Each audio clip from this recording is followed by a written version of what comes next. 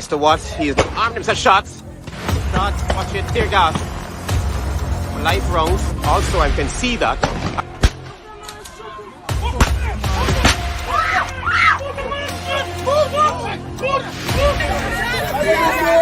Just for Quendon! The man is a boxer, man. Why can't put in a boxer, man, to do that?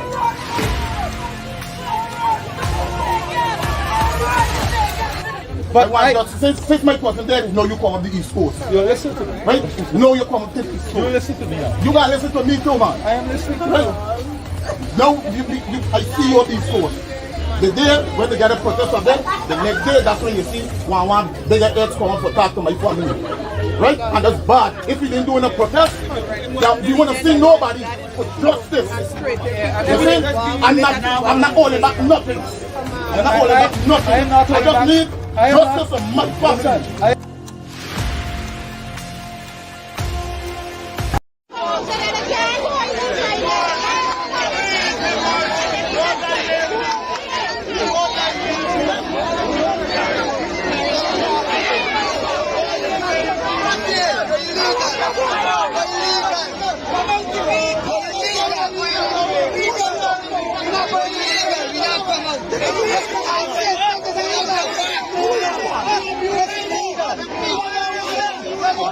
Right across Ghana, when the ministers of Granger or Nagamutu come here after the 21st of March, you say to them, walk behind them, chase them out, they're going to be illegal. Say to them, you're illegal. Free up the country, you're undemocratic. They're going to face a different situation right across the country. When they come to the communities, whether it is in Berbice or Essecubo in Linden or in South Georgetown or Agricola or in Emnor or Port Morant, the people of Guyana should treat them as illegal. I said they should walk behind them, chase them out of your source. Okay, well, Maybe the Chinese company that did not get the agreement that they wanted here, maybe they're the ones who told you, or it could be just a fictitious thing. Okay, well, let's talk about specific individuals. What is your relationship with Mr. Su Jerome? So my relationship, nothing.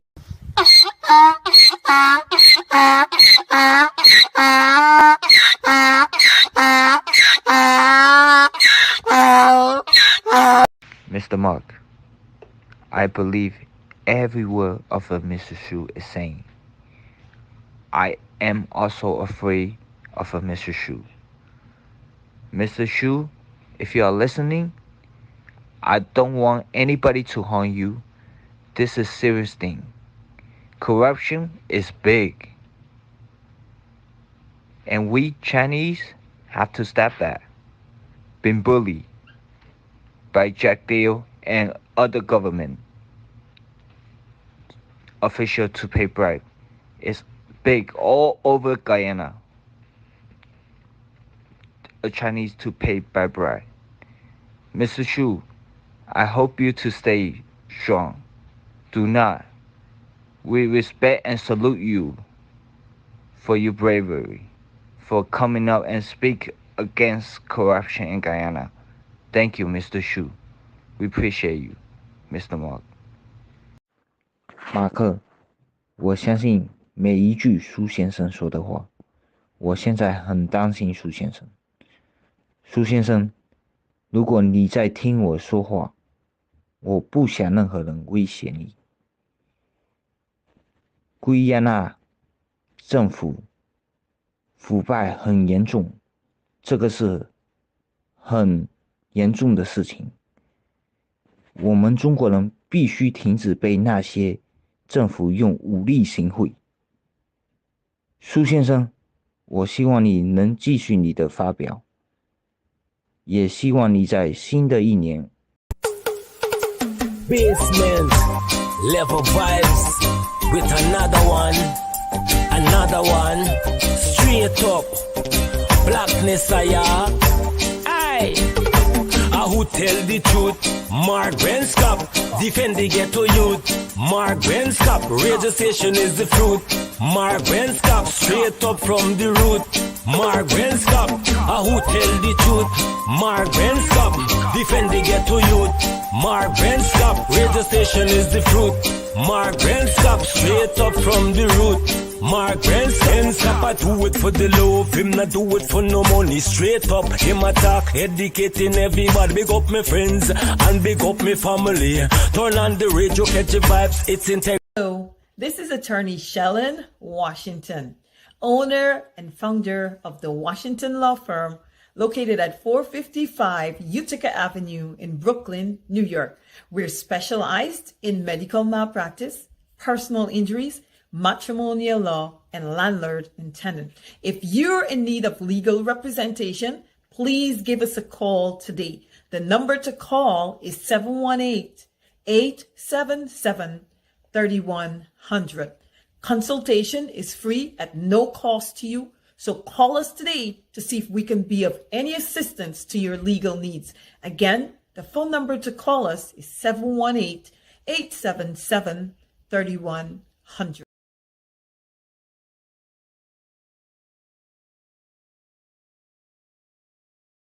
Is that we're looking at. And if our children is actually worth a burial plot, if our children is worth purchasing their departure outfit and a cheap casket, we are in trouble as a community and as a country. That's what they will get. That's what they will get. Yes. But the funny thing is that most of these kids are born beyond recognition. Correct. So it's like they probably won't even have a body. Right.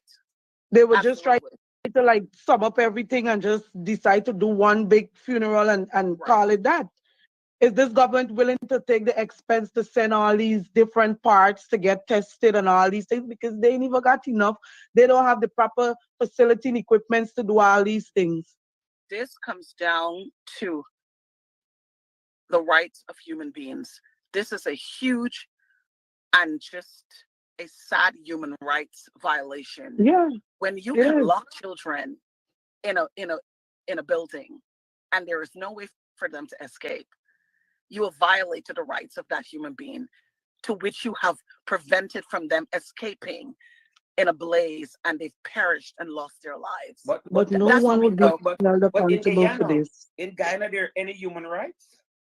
Well, I mean, Guyana don't have what kind of rights? no rights. The God said, but it's what kind of rights you're really getting from it. Guyana don't have no rights. Yeah, you're right. No rights. There are no rights. No rights. If you can talk and they can lock you up for some bogus charges. Yes. How can you say there's human rights? There's none. Right. Right. If I guess we should say I can lock you up. We are property. You're right. I stand corrected. We are property. Yes. We have now officially came. We're back in slavery days where we are now property. Yes, true. And we cannot speak. Correct.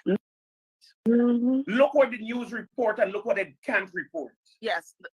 The news media is muzzled. There is no freedom of press. Yes. There is no, and when for those of us that actually lives in these United States and in the Western world speak out, okay, we're targeted. Yes. We are targeted. Yeah, that is true. We're targeted. But I will be one Guyanese, Omar abroad. They're gonna gotta kill me because I will stand with my people. And I will stand for my people because this is wrong. This is what you call on so many levels. This is so wrong on every level. And if at the moment we continue to be silent, we are complicit to all of the bullshit that's going on in our country.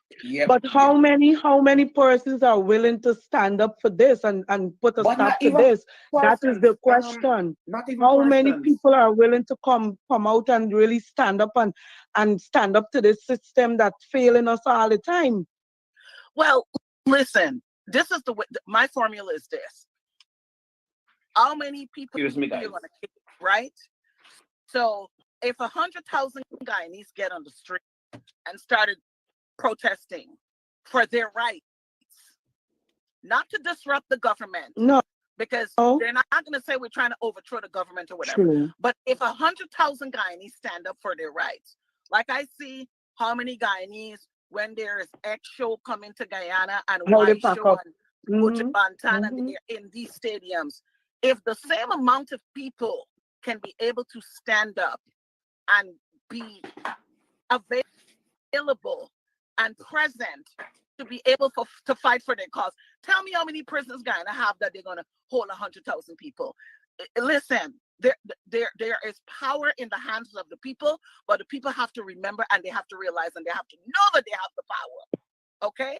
I live in a country that when it was Black Lives Matter, we Mm-hmm. protested. I was in the streets and protested. You know why? Because I understood the power of the people. Okay? So if Guyanese continue to say, well, but we're going to get arrested. But look here, sometimes in the struggle, some of us will be arrested. Yep. And some of us might likely die. Yep. But That is very true. what do we prefer to be? Do we prefer to be on our knees begging or standing and fighting, knowing what we're fighting for?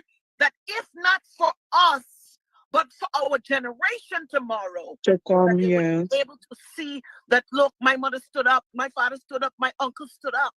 And they stood up because they understood that I was coming and I needed to inherit something better than what they were experiencing. If we don't continue Let to me do let me something, let me we'll say continue. this to you. You remember the other day, a lot of people who put on the red jerseys and say one Guyana. Imagine 10,000, 20,000, 5,000, some of them get. You hear? Although they take a money, but yet still, they reflect, they show that what they put out there. It frightened us. Some of us have to be afraid because we own people is we enemy. That is true. But you see, hunger prostitutes the minds of people to not be able to see their own identity in a system like Guyana right now. But that's Okay? true. But if That's what we hunger put does. aside a political standpoint, let's say we put aside this political standpoint, if we look at it from a human being, like human rights standpoint, we should be one Guyana in a situation like this, standing up to see better for our people. This is not about politics or, you know, who's in this party or who in that party. This is about lives being lost and the system failing us. And people should rise up against this kind of situation, regardless of who you're standing for. Don't do that Because now. this needs to be checked and things need to be done in a proper way. We cannot sit down and accept this, regardless of which party you choose to be in or who you choose to play a part of. This thing got nothing to do with it. You know what I say is, like, I think about class systems in this way. If I am a very rich person and I have a lot of money and I'm a part of the government and I actually marginalize a section of the community, so I completely cut out a particular section of the community, at the end of the day, I would not be able to enjoy my wealth. Because what happens is those folks that are marginalized and the ones, the have-nots will go after the haves. Okay? And so I don't understand the concept and the mindset of a government that actually believes that they can isolate or they can live in a bubble and they could take the resources of a country and they can use it for their own personal use. And they can create a pseudo society, okay, a supplemental society, and they can say, well, okay, you know, because we have the money, we are going to be able to escape all of the crap.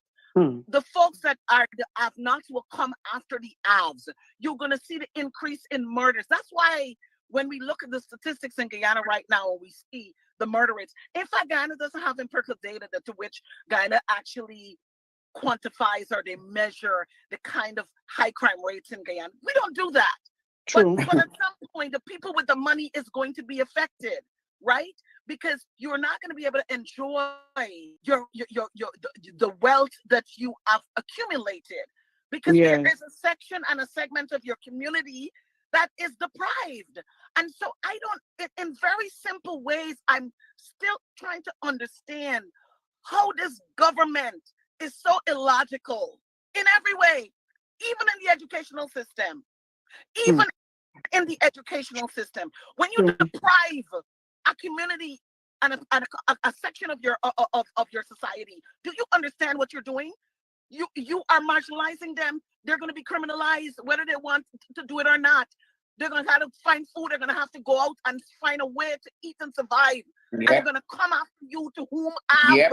And so I don't understand the mindset of this government. I don't get they it. don't care about that. I don't care about that. Get it. They don't care about that. Because if you know, even down to the police officers that working in the force, they are thieves, they are robbers. Correct. They are everything. They do the same thing because their salary that they get. If some of them don't live at mommy house, they can't survive paying rent. Right. That's true. They cannot survive. And look, you know, there's an intersectionality that I think about when I think about the police, the guy in the police force, because there's a healthy tension. There's a perspective of, hey, you know, these folks are supporting and they have to do their job. They have a job to do. And Judge Shishi, I think you came from the whether I don't remember if it was the Ghana Police Force section or where you came from, but you were somewhere in enforcement, the prison, you know, that segment of society. But here's the thing.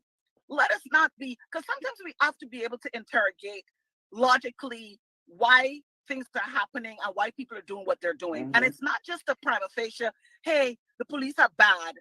The police officers have a job to do. That is their absolute responsibility. But the other component of it is that they are being led and influenced by a corrupt government that uses their position to intimidate them, to do wrong things. It's the point of where, because when you deprive somebody of a pay increase, you're marginalizing them. And so it's a domino effect of what happens. Because if I don't have a means and a mechanism to feed my family, I'm going to find it some way. And I'm generally going to use my job to be able to get it.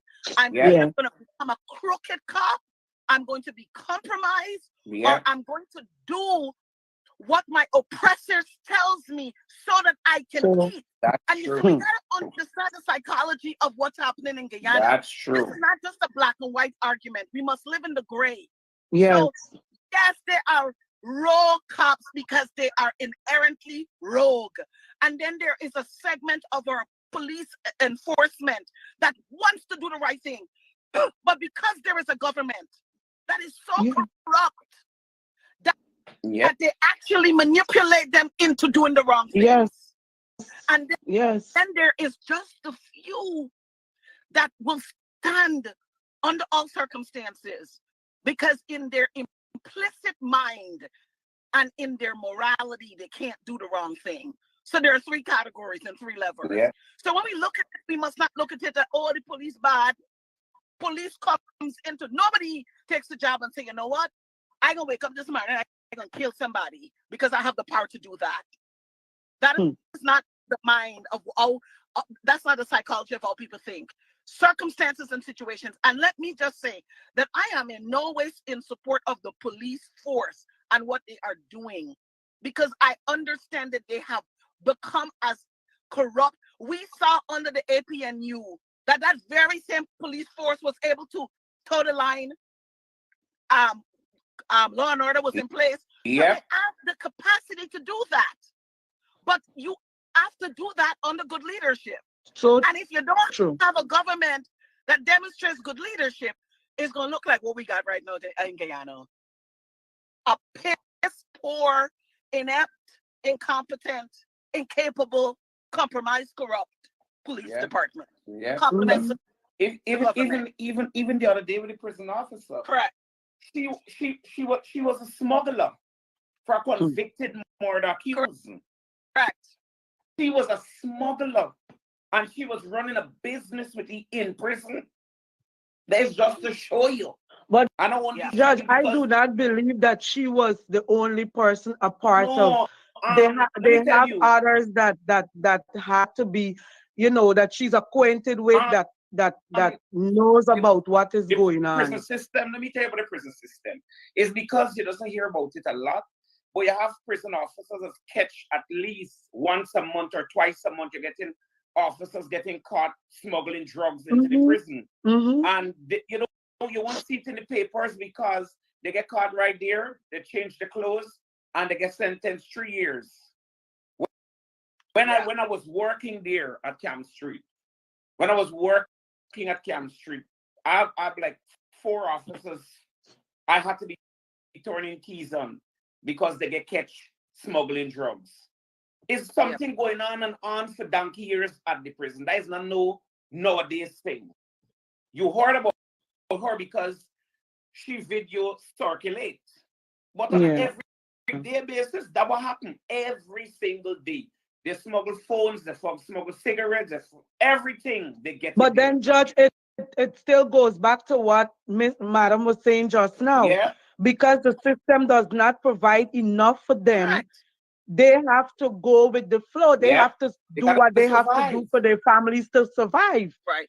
So it still goes back to what she was saying. Renting a 1-bedroom apartment in Georgetown is more than a policeman's salary. Some of them have children on the inside, some have on the outside. So you have mouths to feed. You have a lifestyle to maintain. Yeah. Let me tell you, all of us have a conscience, right? And, I watch in situations in Guyana where police officers are put and subjected and they're placed in situations to where that their humanity is marginalized. As a Black woman, when you wake up in the morning, you're Black. When you're going to bed, you're still Black. Or you're African, or whatever are the interchangeable identity of how we see ourselves. And there is no way that in our dignity and in our pride to know that sometimes when I see police officers, Black police officers, African police officers are being subjected to do certain things, don't ever think that they don't have sense and they don't have deep down somewhere in the corner one of their little, place that they would say, oh God, this is so dehumanizing, a shame, I'm embarrassed to do it. Understand that that's the way they feel. But just because of a meager paycheck, that sometimes they gotta sell their souls. They gotta do it.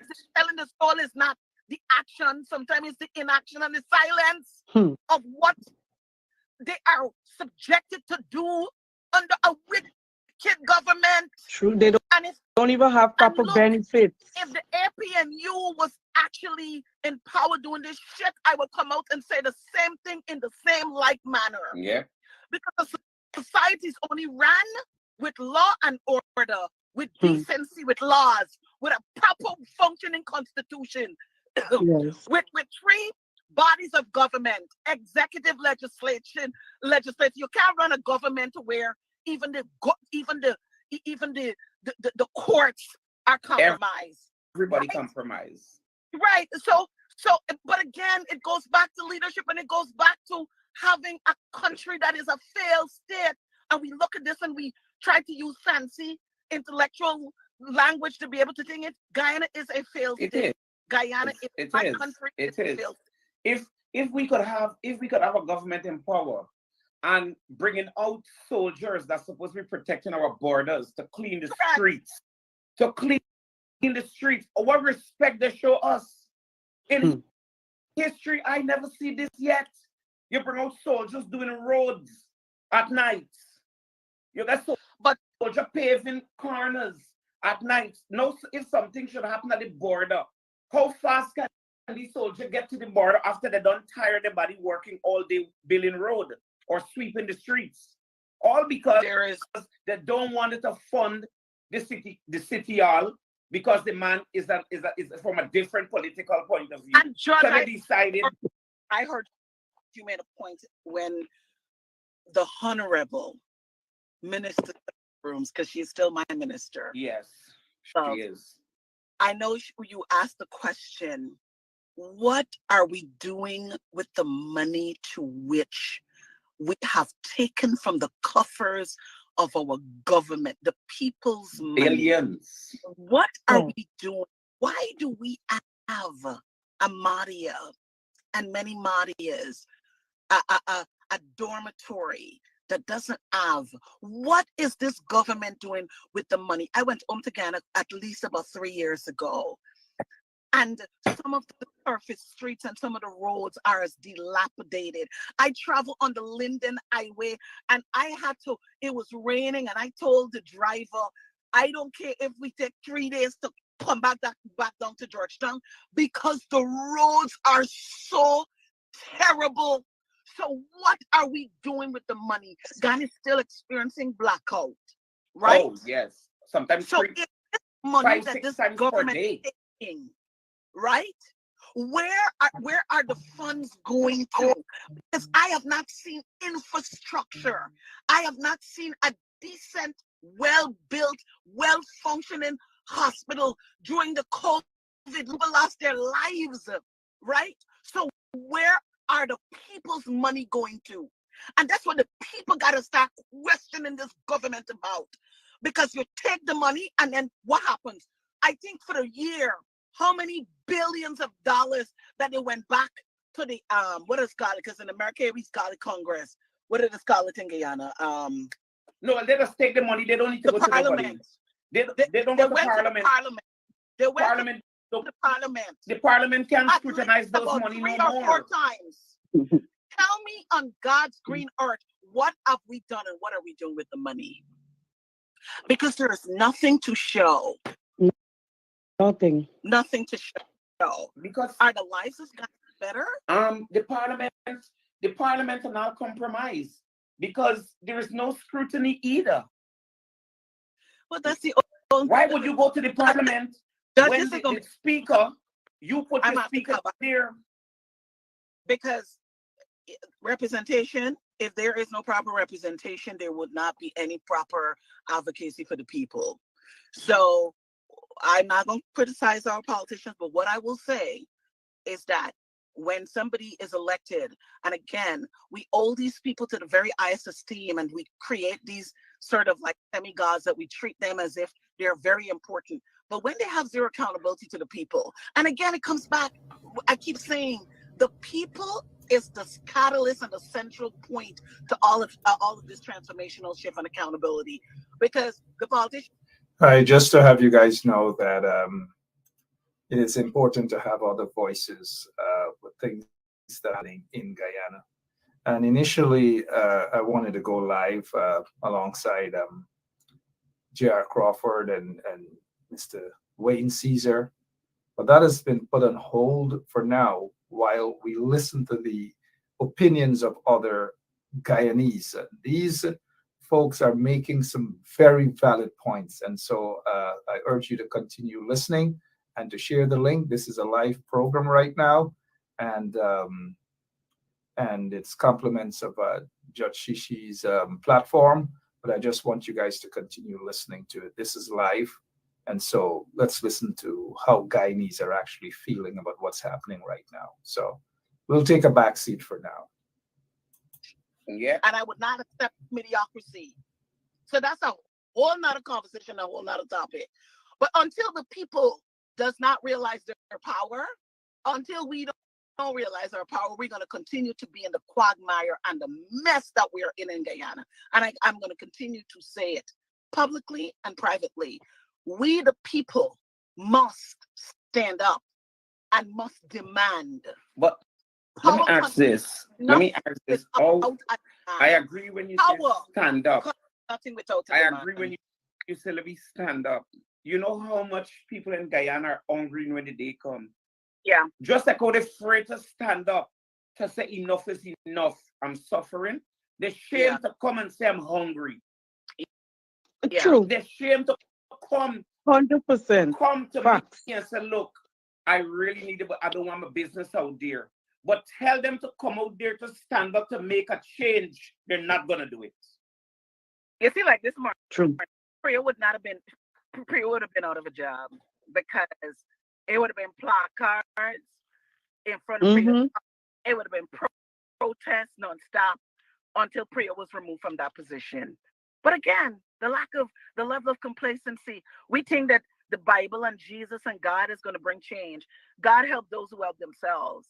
And until we don't get up from our behinds and backsides, we ain't gonna see change. Change will not. But even if they say they're going to do an investigation, who are they investigating? And what are they investigating? Because would they go to the minister? The minister is part of the government. The government and the whole system itself is one. The police, the minister, everyone is one system. So then who investigating and what are they investigating? You know what happened? And who's going to be held accountable for this? And is it an independent body to do the investigation? Because exactly. It wouldn't be it wouldn't be an independent body because they're gonna bring that person in.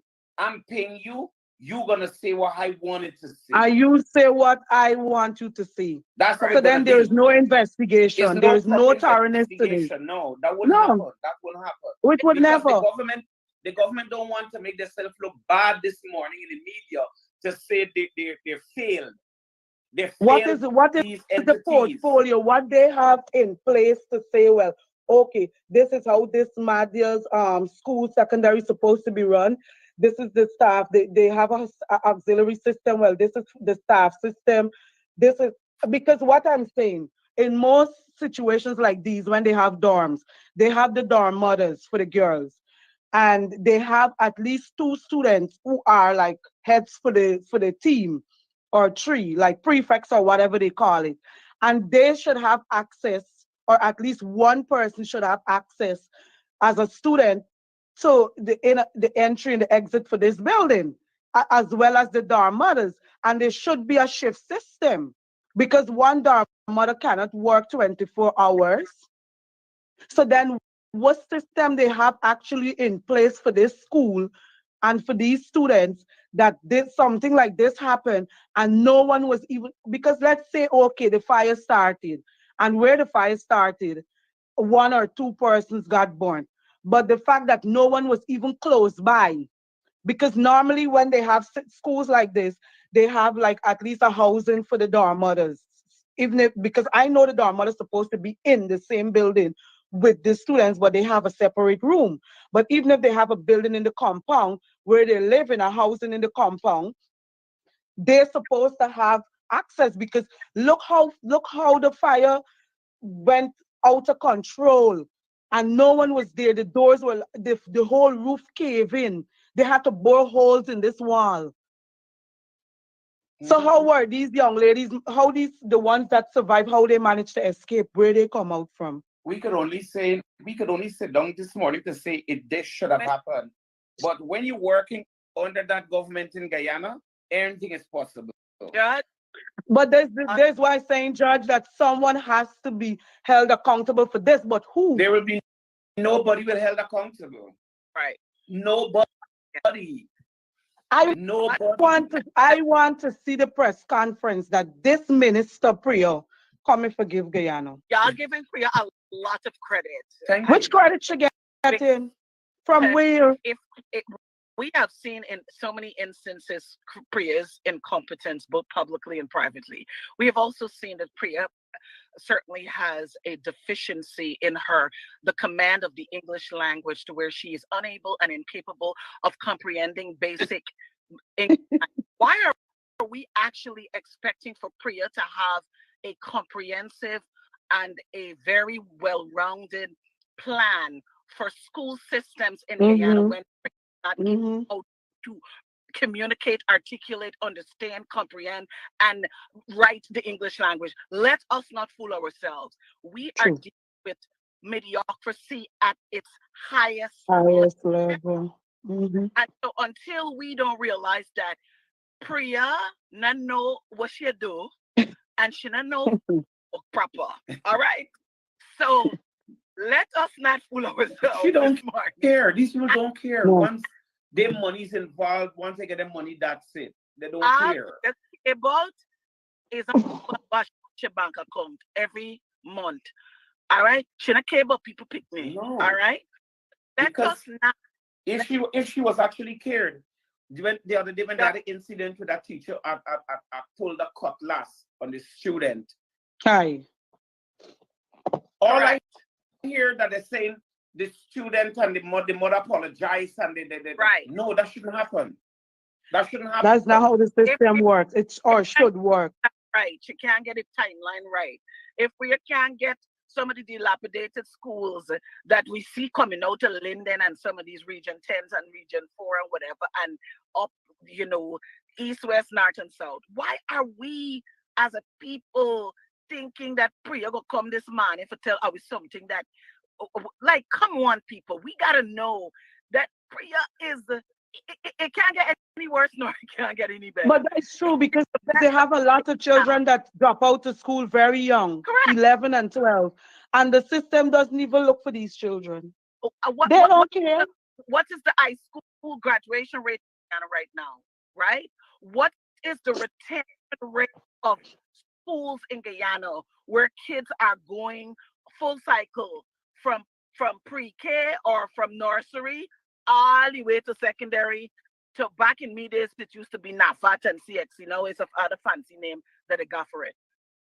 What is the full, complete, empirical data to tell us what are the graduation rates as a standard under this government? Come on. I mean, I would not be asking for look, I won't be expecting anything from Priya. Priya has done her best, and that is nothing at all. Let's just be clear about that. Priya's best is absolutely nothing. Okay? Oh my God. So Priya's greatest accomplishment is to go whenever there is a fire in Georgetown. Priya present, Mark present. Priya is available and accessible to witness all fires. I hope she was able to witness the one in Mahdia. Okay? We can't put a square peg in a round hole and we expect them to produce and for give we something better qualitatively and quantitatively. We can't do that. Let us not insult our intelligence. Now, they might be able to marginalize us as a Black people, but when it comes to education and intelligence, we do have that. True. We don't have Priya interested in education. We must find out if that piece of paper that Priya said that she gets a JD, a Juris Doctorate, or she. Well, you see, I don't know how to get to buy this certificate. I think I need to look up and see if I could get to buy a doctorate certificate myself because I find that there's a lot of certificates buying in Guyana these days. That I don't Judge, know when you find out, must tell me. Because me myself need a doctorate. Guyana is such a lawless place. And you think, for instance, now you talk about certificate. You think in other countries in the West, it don't happen but 1 in a million or 1 in 1,000. You will have somebody go into a system, work in a hospital, emergency for so long, impersonate as a doctor, injecting people, treating people, and only catch up with E the other day, and then he get some kind of charge, and then all of a sudden case dismissed. There is no jail term. There is no accountability in the hospital system. Who employ this man? Who bring it on without checking his credentials? Because when you're a qualified doctor, I think they have something called a PIN. Where this man study, they check the PIN to verify that he's a Oh, Jesus. Guyana again. Oh, God. Guyana again. To your bench. All honor respect to your bench.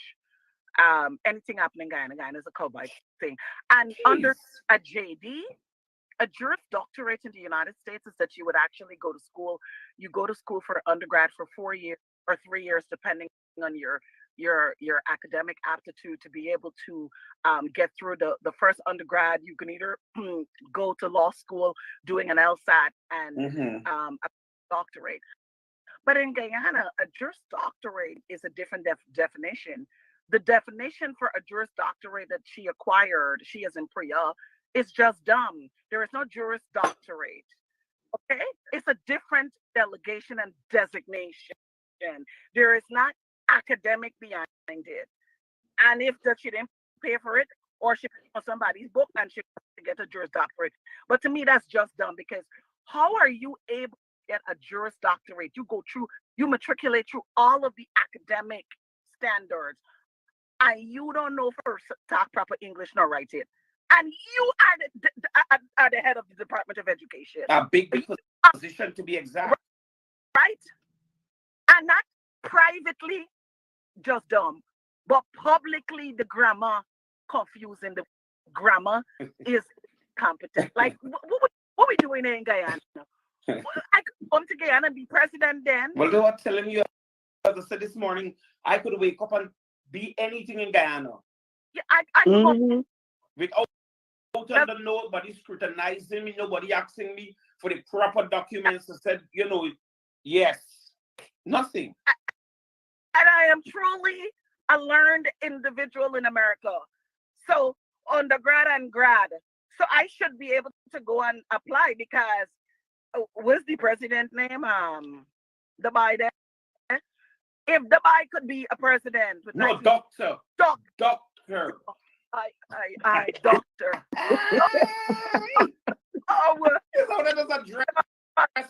Doctor. If doctor can be doctor, well, I could be a surgeon without the two. Oh my God. That's what I'm telling you. Anything could happen. Anything. It's laughable, but it's real sad. Yes. It's real sad. But could you imagine this is where we are as a country? That we get a president that goes all the way and he can pronounce, enunciate, articulate proper word English. And we are the only English country in South America. Could you imagine that? We went from Bornum, Jagan, to Jackass. Beautiful country. But it was a joy, much love. Yes, it's a pleasure.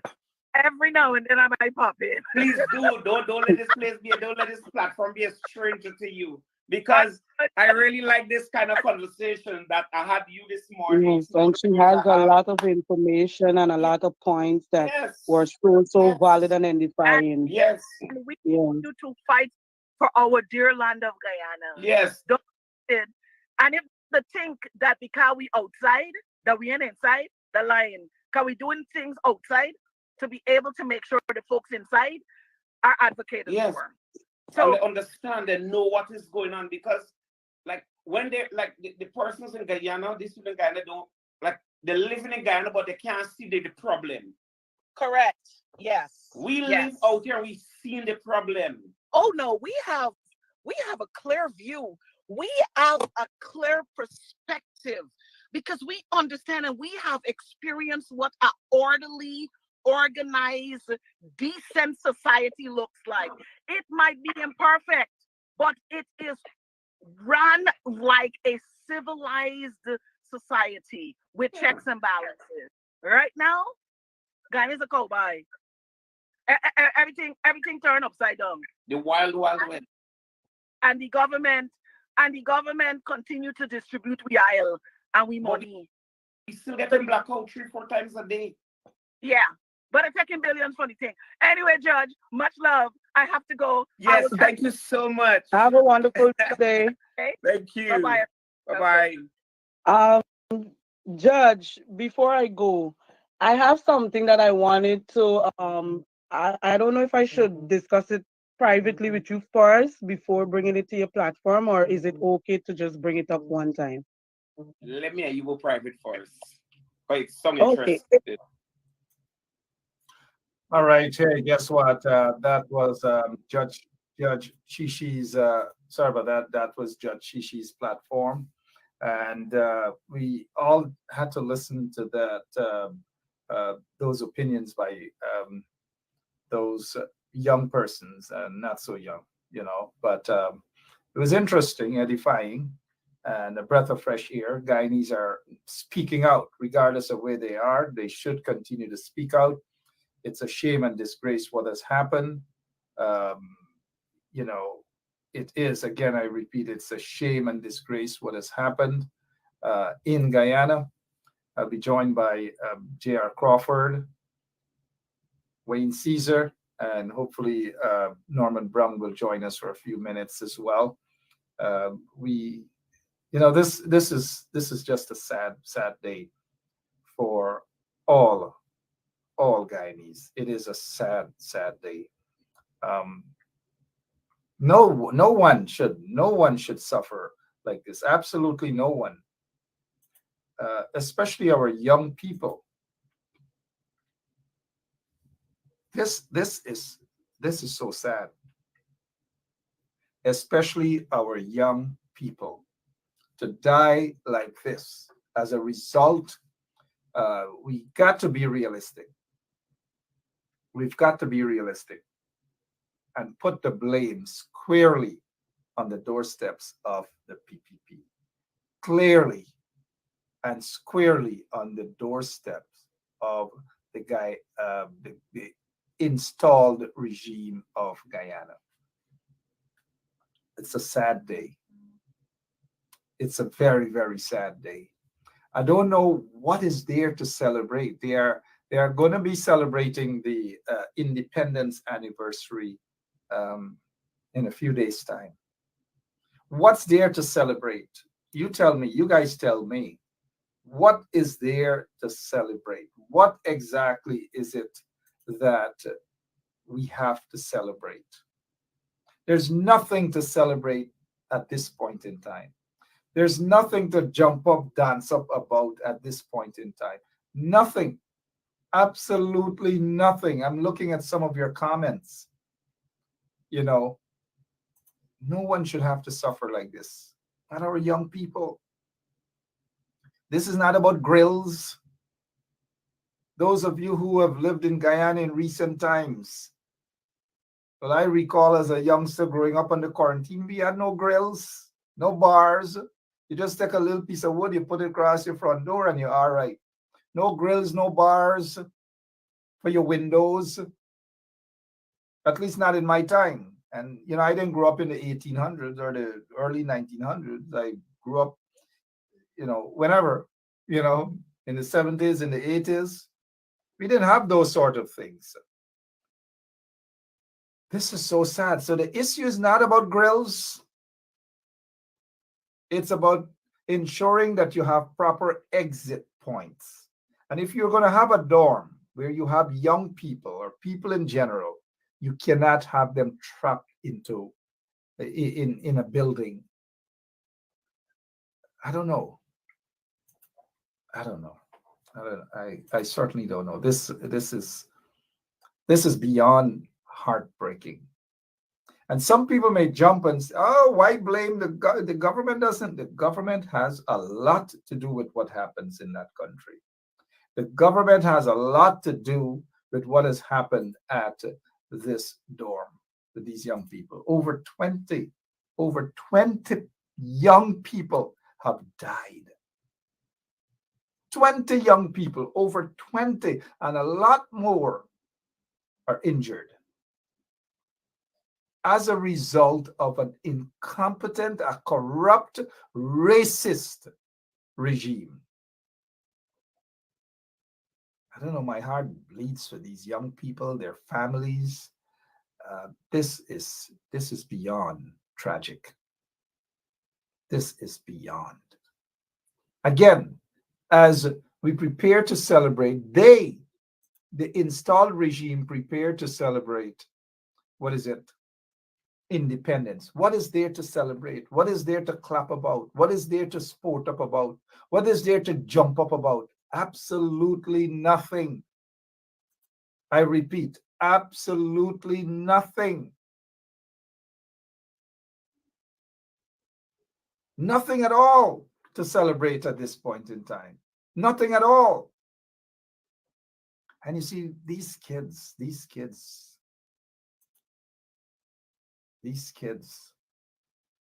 they deserve better. They deserve a better government, a government that is not only concerned about millions and millions of dollars of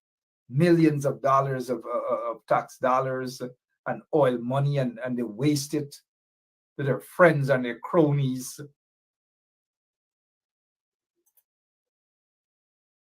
I don't know what else to say. I just don't know.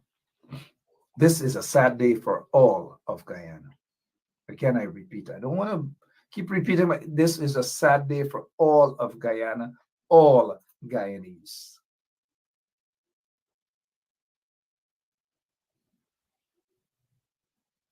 You know, this brings back, because little kids dying under these tragic circumstances.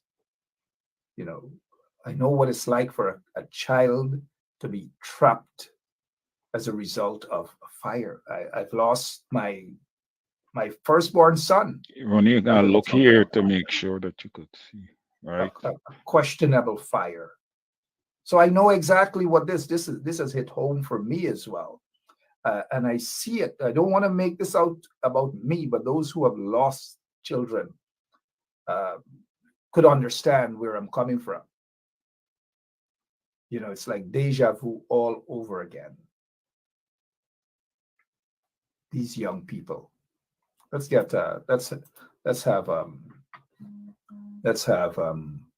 some other folks on.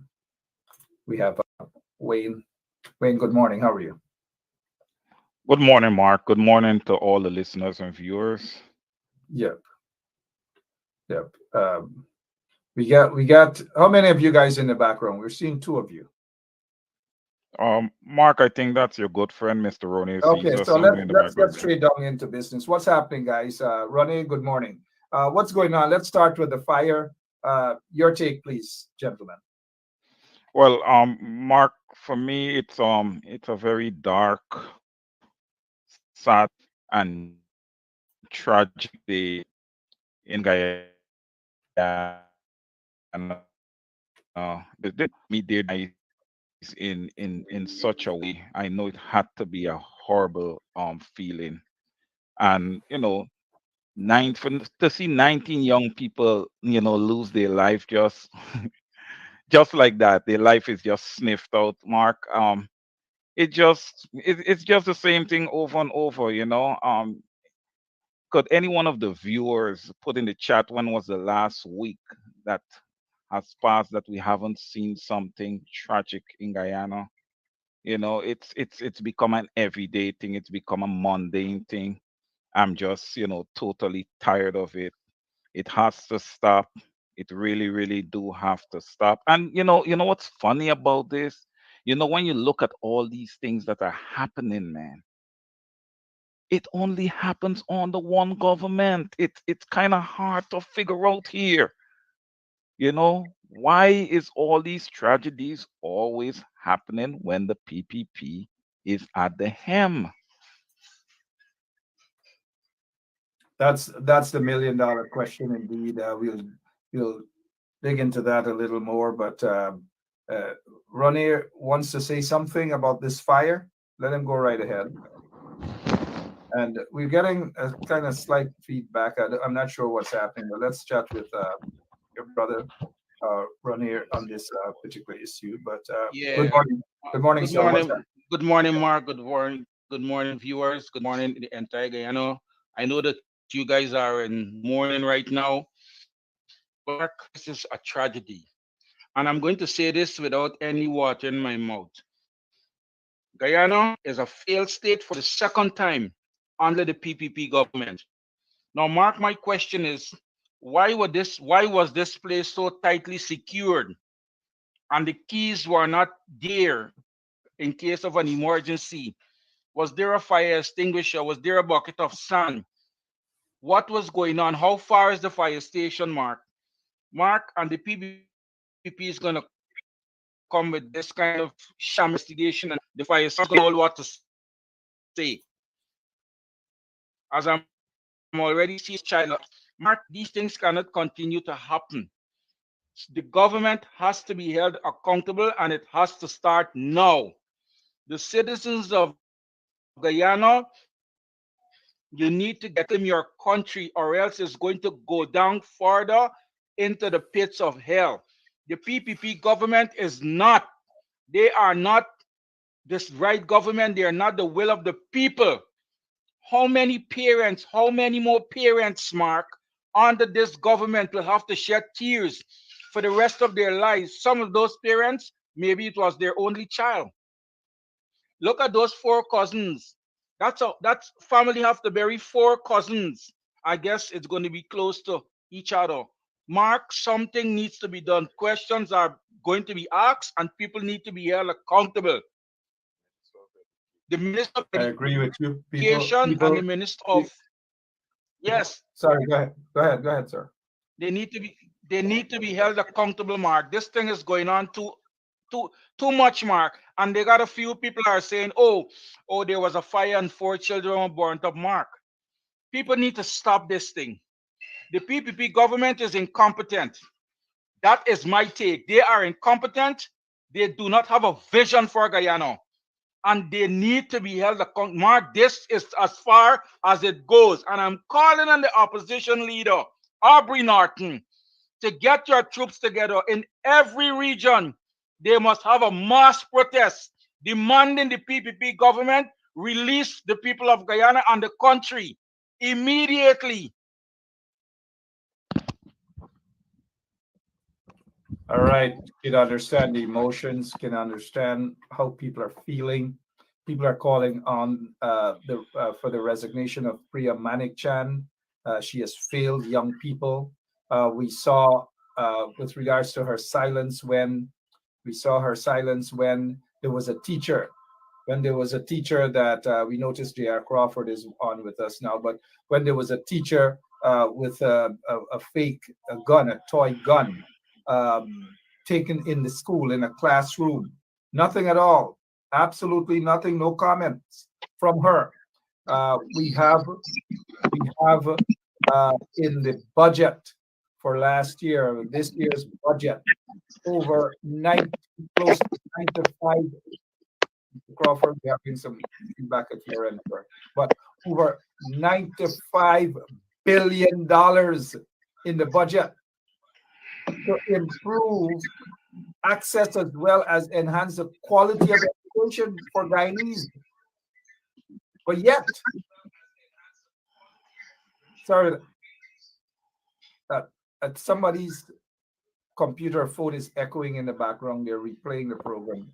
Please, guys. So at the end of the day, look at what is happening. They do not go around to these schools, these dorms, to ensure that our young people, children are safe. They just do not do that. They waste the money. $95 billion. What do they do with it? What exactly do they do with it? Where is Priya Manik-Chan? You know, in any other country, she would have had to go with immediate effect. She's an embarrassment. She's a disgrace to all. And these kids' lives, the PPP regime and Priya Manik-Chan, they are responsible for the lives of these kids. All 20-something kids who have died and those kids who have been injured. The PPP and Priya Manik-Chan, they are responsible for this. Mr. Crawford, good morning, sir.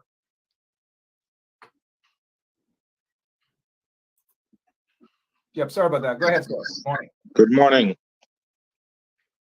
Yeah. How are you doing, sir? Well, what is your take, please, on what's happening there, the fire, the tragic death of these young people? We're getting this bad feedback from your end. Go ahead, sir. It's an unfortunate situation that we're seeing, and like you just alluded to, the budget, it's an enormous budget, but for some strange reason, the important things are not the focus of the budget, the monies. So it's an ongoing situation. I don't know what is the problem where learning institutions are on fire across the country, as Mr. Caesar earlier said around here. When these folks are in office, things seems to be burning a lot. And you know, we have to go back to when Mr. Granger was the president, where he was mocked as being a praying president and a early to bed president by the then opposition leader of the PPP. And a lot of folks was trying to insult him as a person of God. And this nation has actually feeling the wrath of God now, because when you look back at it, they were laughing and mocking a president who was a God-fearing person. And we see what happened to him as a God-fearing person. He got kicked out of his office illegally. So now we as a nation are paying a heavy toll for being evil-minded. All right. A lot of folks. Yep, sorry about that. Good morning, guys. Sad day indeed. Sad, very, very sad day. The installed PPP regime, they're not concerned about young people. They're not concerned about Guyanese. And people are asking, well, why is it that these kids or the dorm, why is it that it was so heavily grilled? Well, lots of buildings in Guyana are heavily grilled, lots of houses and so forth. But at the end of the day, you must have exit points. And this dorm, from all indication, they had no fire extinguisher. They had absolutely nothing at all. And so these young people, according to reports, they were trapped. And I tell you this, we saw late in the newspapers, there was no breaking news story until like hours after. We saw a government mouthpiece that carried it as breaking news, but outside of that, it wasn't until hours after we saw it in the Stabrook News and the Kaicher News and so forth. And the regime just started to do their, what is called the cover-up propaganda work. But let me say this here, the regime could care less, because look at the ethnicity of these young people. And now some of you, very few of you, might probably stew your teeth, as they say in Guyana, suck your teeth. But if you look at the ethnicity of these young people, would certainly indicate that it is of no priority to the PPP installed regime. It's of no priority to them. We saw what happened in Monrepo, how Irfan Ali dropped whatever he was doing to rush down there to sympathize with them for God in heaven knows what, and to shed crocodile tears and to give them millions upon millions of dollars. But look at the ethnicity of these people, these young people. They're human beings. They're Guyanese, but yet they are not a priority to the installed PPP regime. And so they were able to house all of these young people. I'm sure that that dorm was so overcrowded as well. Who is going to be responsible for this? Apart from the grill and all these things, it was obviously overcrowded. Almost 30-something, 40-something young people in a small dorm. Nobody catered for in the event there is an emergency. No one catered for that. No one catered for an emergency. So you dump these young people because of their ethnicity in a crowded, in a small dorm. Probably didn't have any proper kitchen, probably didn't have any AC or whatever. But because they're indigenous people, you dump them in that dorm. You don't give a damn about them. There's no fire extinguisher. There's nothing. Thank you, Miss Sabrina Blue said 60. In that small building, 60. You dump them. You put them there like sardines because of their ethnicity. Some might say, oh, what Ben Shop is talking is that everything is race. And we've got to, when it comes to this corrupt regime, we've got to ensure that we mention that, because that is what they are about. They don't give a damn about people. And as a result of their ethnicity, the PPP has turned a blind eye. So you dump them like sardines because they're indigenous people. Because they're indigenous people, you just dump them like sardine in a small building. You call it dorm, and you get the people, girl, children coming from all across the Northwest District and all sort of things. When you think that they're living comfortably, they're living like sardines. They're living worse than animals, and nobody saw that. Priya Manichan didn't see this. The others in the Ministry of Education didn't see this, that it was a tragedy waiting to happen. That anywhere, anytime you find that there's a building with all of these young people who are packed like goddamn sardines inside of it, in the event that there's a catastrophe, in the event that there's a fire, there's going to be chaos. People are going to be running left, right, and center. And they're little kids, for crying out loud. They are little kids. Mr. Crawford, sorry about that, man. Go ahead, Caesar. Let's get your take, bro. Let's get back to you. Yeah, Mark. Like you said already, the ethnicity is gonna play a role here. And we've been talking about the budgets and what has been budgeted to the indigenous communities and stuff like that. I mean, this is a good indication that the money is not hitting the communities in the correct manner or the correct way that it should be Mr. hitting Caesar, those Mr. communities. And to Caesar, have majority of the money, they're thieving it. You think these so-called ministers are concerned about developments and communities and buildings? They could only do buildings once they get money out of it. Take, for example, take a look at this building. Let us take a look at this building. $40 million, air conditioned and all. If you take a look at the original building of that dorm, right? If you take a look, this is not the dorm. This is some building at Port Morant. They're going to get AC. They're going to get every single thing nicely done. $40 million, they're going to boast and brag about it. But you go into that dorm where 20-something kids died and scores of others injured. You take a look at that dorm. It's going to be like some little camping site, worse than a camping site. That they built because of the ethnicity of these young people. You dash them there like sardines. You don't care about their safety. You don't care about their health. You don't give a damn about anything. And these are the people who love to pretend that they care about Guyana. They care about young people. They're rushing out there shedding crocodile tears right now. They have issued a press release about 1:30, 2 o'clock this morning about, and they're saddened about this. They're not saddened about it. They're smiling. They're responsible for these sort of things. And we've just got to call it as it is. Let's go and let's show the folks them exactly what transpired earlier.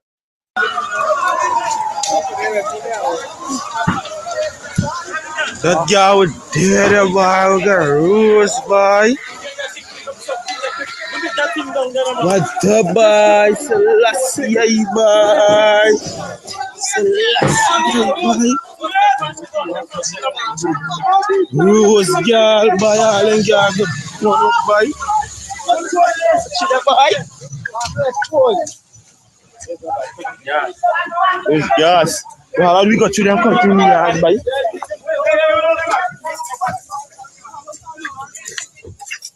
We go over them feet, boy. Sad day. And these are the vagabonds who are preparing to jump on some stage and say that they're celebrating independence anniversary at this time. I hope they cancel that independence anniversary. And I hope that the opposition will refrain from participating in anything that these lagu-bagus in the installed regime are having to claim that they're celebrating independence anniversary. Mr. Crawford. Mark, when you look at these happenings, you have to wonder, do we really care about the majority or the masses, or we just do as we please? And this is one of the reasons. This is a product from not wanting to talk to people who have control in those areas. Those areas are being neglected and they're going to be abused. I don't know, for some strange reason, why there's so much blood in this country. I don't know if it's a sacrificial, ongoing process that they have to stay in power with blood on the land. And Caesar said it earlier. Every day is blood and blood and blood. When the coalition was in office, we saw less blood on the streets or on the hands of our citizens. Is it a bad omen? Many of us should ask ourselves, who are we trying to take soup from? Are we taking soup from the devil? Or, a group of folks? And more and more you look at it every day. I don't care who gets offended. It's like we're dealing with the devil in command here. The roads bloods are being spilled every day.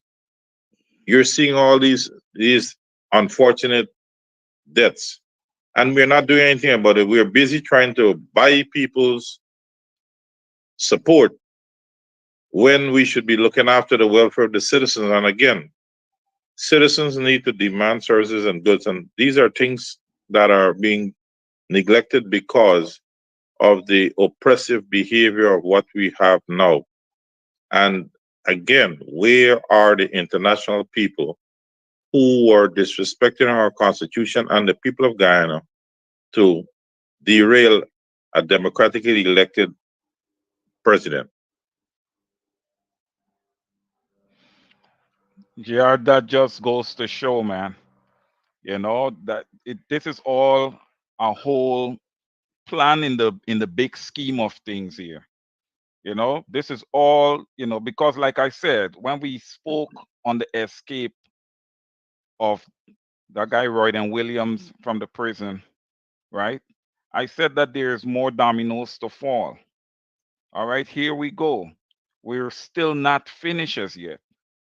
We're not finishers yet. And the people of Guyana, they need to open their eyes and see what it is that is happening here, man. All right, to have 19 young people lose their life in a mass fire like this, it's more than tragic. As a Well, parent, my heart hurts. well, Wayne, if you look at it, in the areas that are controlled by the PNC, we are seeing a withholding of funds for the communities to be given proper goods and services because it's a way to pressure people into switching sides and also talking points on the political trail to say, well, the PNC hasn't been doing this or doing that because the monies are not there. They're not going to tell the people the truth that, hey, we're in government now, so we're withholding funds for the community to be advancing on a daily basis. And this is what the people have to guard against. And you know, when you're approached to join a political party that has a track record of being discriminatory, don't just run for the $5 on a red t-shirt, $5,000 on a red t-shirt. Look back at your history. But many of us do not want to read. We don't want to have meaningful conversation about who or where we came from. Now, this individual here that's on screen here now should not be a Ministry of Education person. They, you know, if you look at and you listen to them, there's nothing but an illiterate person, an arrogant person. We have to have people that will be able to treat people across the board evenly. We have to be able to have people that will want to improve our standard. When the curve was up, the coalition was in office. They were saying they did it. They try to steal credit for every single thing. Now look at the scenario. What is going on? And you know, you can't find proper solution because you're not surrounded by people who want to do good. You're doing things on a party basis. No, do things for the people. You know, being a party basis, you're going to be discriminatory. Mr. Granger was never one to operate as we are PNC people or coalition people, so we are going to go into only coalition areas and do things. No, do things across the board. And the Guyanese people need to start to hold these people accountable. And when the oppressors are in certain areas, do not attend those meetings. We are seeing more and more people sitting there running for $5,000 to sell their soul. And it's a known fact. You go to crab dance, you're going to get mud in your skin. So do not engage with people that are questionable in behavior. Guyana's gone on to a dark cloud. One of the things that you did say, and I agree 100% with,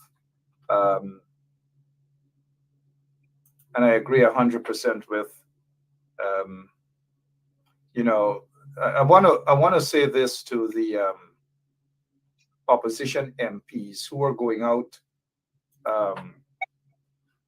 singing some praises. I just think one or two of them singing praises and thanking members of the corrupt, racist PPP regime for being on the scene and correcting this. Now is not the time to thank them. Those of this regime are responsible for what we're seeing right now in Mahdia. They are the ones in the PPP. They are responsible for this. And it is irresponsible for anyone in the opposition to want to give praise to a regime right now for something that they are responsible for. It is called foolish politics on the part of whichever MP is going to try to score political points by wanting to appear that they're balanced and now is not the time for that. The PPP is responsible for this. The PPP is responsible for this. The PPP is responsible for this. These are the things the PPP is responsible for. And them rushing out right now with crocodile tears, pretending as though they care and they want to do something. When these kids were alive, they didn't want to do anything for these young people. They didn't give a damn about these young people. But suddenly, they want to shed crocodile tears and pretend as though they care about them. And they get some pacus in the opposition. Oh, what a nice job Jerry is doing in this body. Now is not the time for that. Mr. Caesar, come on in, please, sir. Come on in. Yeah, Mark, I just want to follow up a little bit on what you just said there. And I hope it is not true that someone in the opposition right now is thanking the PPP for the quick response. Because we don't even care about response. There are 19 children that are dead. All right. That's our concern right now. And if there's any MP that's going out there and thanking the PPPC, that person better not let me know their name, because I will be blazing. I will be blazing. No. Look, if these two parties are working together, then we need to get rid of both of them. We're not in the business of playing around with anybody right now. Okay? People are dying in Guyana. Okay? People are being marginalized and oppressed in Guyana. And everybody go to their bed every night acting like if everything is fine and okay. No, it's not. It needs to be addressed. This government needs to be removed. Please, Mr. Caesar, they want to please their friends and cronies. That's what they want to do. Wayne. Yes. You understand that this political arena, they have a lot of backdoor dealings and meetings. The bodyism is more than what it is. They will go out there and curse each other in public, and behind the scenes, they're all having glasses of rum and coke, So just be careful. Many of them are snakes. Well, JR, that's exactly what I'm trying to let them know, that we understand this. We understand this, but it better not become public, because it's gonna be something. It's not gonna go down easy. And Mark, I say this to say this. We were on a show with if I recall, it wasn't member of parliament that we was on the show with. I think it was Ricky Ramsaroop, when it was asked if he would support someone like a J.R. Crawford. And he was very hesitant, Mark, and that is what's wrong with the process in Guyana. If somebody like JR would decide to run for anything in Guyana, trust me, they'll stymie the process, because they know that he's authentic and he's going to speak for the people. And that is what's lacking in both parties right now. Everybody care about themselves. Nobody don't care about the people. Well, it's the people who have put you there. Point taken. Let's get back on the ground to Mahdia. Close to $95 billion for budget for the Ministry of Education. 95 billion, probably more. Ask Priya Manik-Chan, what have they done with this money? They basically dumped these young people in the dorm like sardines, a pack of sardines. That's how they care about young people. They didn't care because they were 60 plus, according to information, mind you, 60 plus young people, indigenous young people. They didn't care. They don't give a damn about it. It is of no concern to them because of these young people's ethnicity. Again, I'm saying that 60 plus young people from all across, from the interior and Northwest District and wherever it is, because their parents want a better education, a better life for these young people. And that's the condition that they had to sleep under, live under, as a result of a corrupt, racist installed PPP regime. Crawford made a valid point that the regime is more concerned. The regime is more concerned about buying votes. That is what they're concerned about, buying votes. And we see them around. Look at what they're doing, buying votes, taking photographs. And look what they have these people doing. Forget about the pose. Look what they have these people doing. Cleaning gutters, putting on the red t-shirt, buying votes, and then they want people to be happy, to think that they're caring people. These people in office are a bunch of vagabonds. They're a bunch of no good. They're a bunch of corrupt individuals. They're a bunch of criminals. That's who they are, who feel that this is what life is all about. Pay people $10,000, $5,000 a box of cook-up, a box of chow mein, or whatever, 2 packs of mitai to put on red t-shirt, buying votes. Meanwhile, this is what is happening. Look at the building. Look at what is happening. 60 plus young people in a building, caged up, like wild animals, caged up, all because of their ethnicity. Mark. Shame on the PPP regime. Shame on Irfan Ali. Where is Sean? Shame on Priya Manik Chan. Shame on all of them in the PPP regime. Go ahead, Mr. Crawford. Where is Shuban when a tragedy like this magnitude? Shuban shouldn't even go near to little girls. Well, I understand that, but remember, they put him there, right? In Parliament there. Girls. He shouldn't even go near to little girls. Where are those people? And, you know, Mr. Granger was ridiculed by many of trying to bring the Amerindian community up to speed. But, you know, when the time to come to do the support of who was trying to make them, give them a better life, they were taking the same $5,000 and $10,000 on little rum and still go and vote for the PPP. And here is where, you know, you should look back at your history and see how you have been affected negatively and why not to want to support the organization. The PPP is a group of people that if you do not cotton to their behavior and this money-making scheme, you're going to be oppressed and they're going to try to persecute many of you. Their mantra is a big house and fancy car, and that spells success. It doesn't bother them at what cost or what dirty activity is being used to get to that point. And look, they're going up in Union there in 53 Village. All of a sudden, that village has no Indian people. And there are busloads of them going there with this red t-shirt and $5,000 to hand out to people. A councillor, Borget, I will call their name, gets $60,000 from PPP and 40-day work, so they get another $40,000. And they're ready to do the stool pigeons work to misinform, dupe innocent, uneducated people into supporting a regime that really do not concern or care how they operate. Nothing of importance to the village is occurring there by the current administration. And that's the sad part of our so-called community leaders, that they're going into the areas after taking some soup and deliberately straying people into mental slavery and economic slavery. And this is what the opposition needs to guard against. They need to be much more active.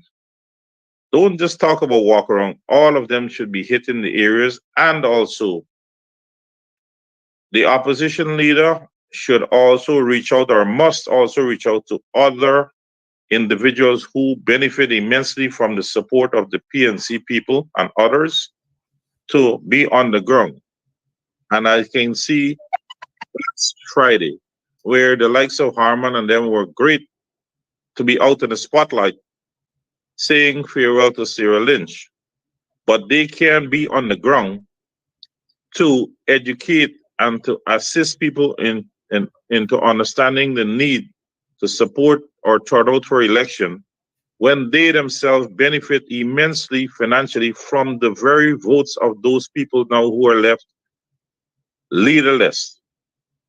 And, you know, one has to wonder what are we facing into this society. Has the scripture been 100% correct? Maybe.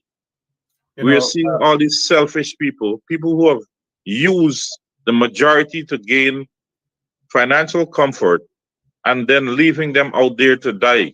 It's like fighting a war without weapons. Go out there and fight. Good. So the point's well taken there, and this is what's happening. Take a look at Priya Manik-Chan at the scene. Let's take a look at her at the scene, rushed at the scene with crocodile tears. Crocodile tears. She should be ashamed of herself for even being there. I repeat, she, Priya Manik-Chan, should be ashamed of herself for even turning up at the scene, a place where she and her government are responsible for, something they are responsible for. I don't know why she's even there with the crocodile tears. Ram those folks, 60 plus of them in a building, 60 plus of them. Look, right away, let's acknowledge a trench crapo who has no sense, who hasn't gone to school, who probably dropped out from his first day in nursery school, is here talking things, cannot objectively look at things, makes no sense, by the name of Sitaran Budu. A bunch of nonsense y'all talking AP and he can't get power. What does this have to do with power? Look at the Klongzu, look at the racist Klongs who are in power, Klongs like Sitaran Budu, who are in power, and look at what is happening every single day. Every single day there's a murder, there's a jailbreak, there's some sort of tragedy. Every single day. This regime is a crossing regime. This is a corrupt regime. So get from here with the BS. Go some other platform, make some sense. Now it's not nursery school classes. And even the kids in nursery school can construct a better sentence than this lagu bagu who come Mark, on. Throw him in the trench, man. Mark, before you dump Sitaran. He done gone already. Listen to this. But go ahead. There is a census information that's sitting out there for 40 years or 50 years that Guyana has 750,000 people, and 29% are supposed to be 29 to 30% supposed to be black people, and 39 to 41% are East Indians. Now, if that was true, why would Jack Deal go and pay $5,000 for black people to go and vote for the PPP if they had the numbers? Not since in the 90s were the East Indian population higher than the black in this country. There is a misconception of that fact. And that's the reason that information sitting out there in the international eyes, thinking that Guyanese are going to vote by just pure race, so the PNC would never be able to win an election, is wrong. The higher number belongs to the black people in this country, I can tell you that. And the lower number is the Eastern. That's the reason why Jack Deal is reaching across now to pay black people to come on board to support. They don't have the numbers. And that is where the PNC people need to, get on the ball. You have the numbers. Don't worry what the international number is saying. Once Jack Deal start to buy black people, they're in trouble. So we need to see an all-out frontal attack in stemming this misinformation and getting people to switch side, not knowing that they're going there to use. And you're going to see after the local election, all these black candidates in the constituency voting that is going to lose. Who do you think going to take their places? Not the black people, it's the East Indian people. Let's a point taken. Let's get over to Caesar. But before we get to Caesar, let's remind the folks what the issue is about the fire out there in Mahdia that claimed the life of over 20 young people. 20 young people have died.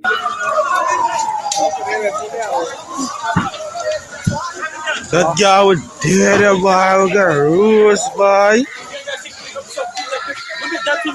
What the boy? Selassie boy.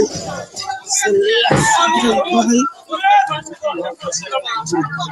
Rose girl, boy, all and girl, boy. See them boy? It's gas. Well, how do we got to them continue yard, boy?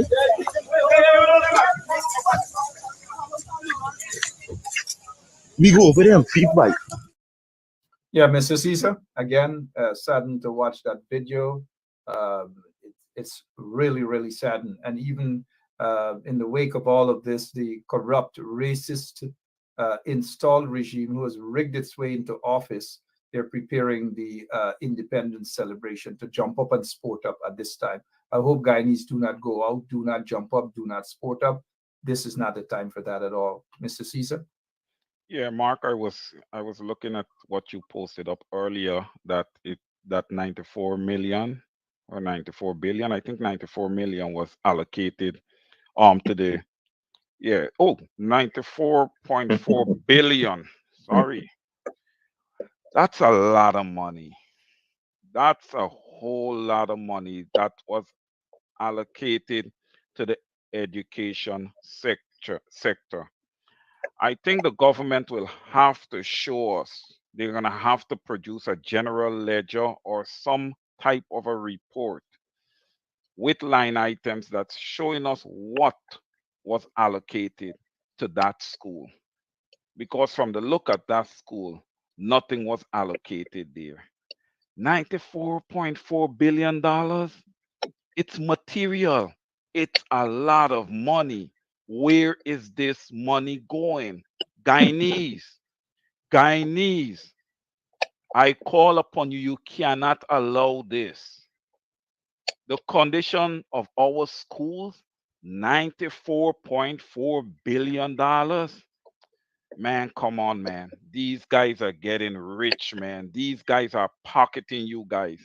And you guys are going to accept $5,000 and $10,000 to vote PPP. Again, when I first started on this platform with Mark and GR, I said that our opposition need to get on the ground and educate, edify their constituencies. This is total lack of education right here. All right, total lack of education and selfishness.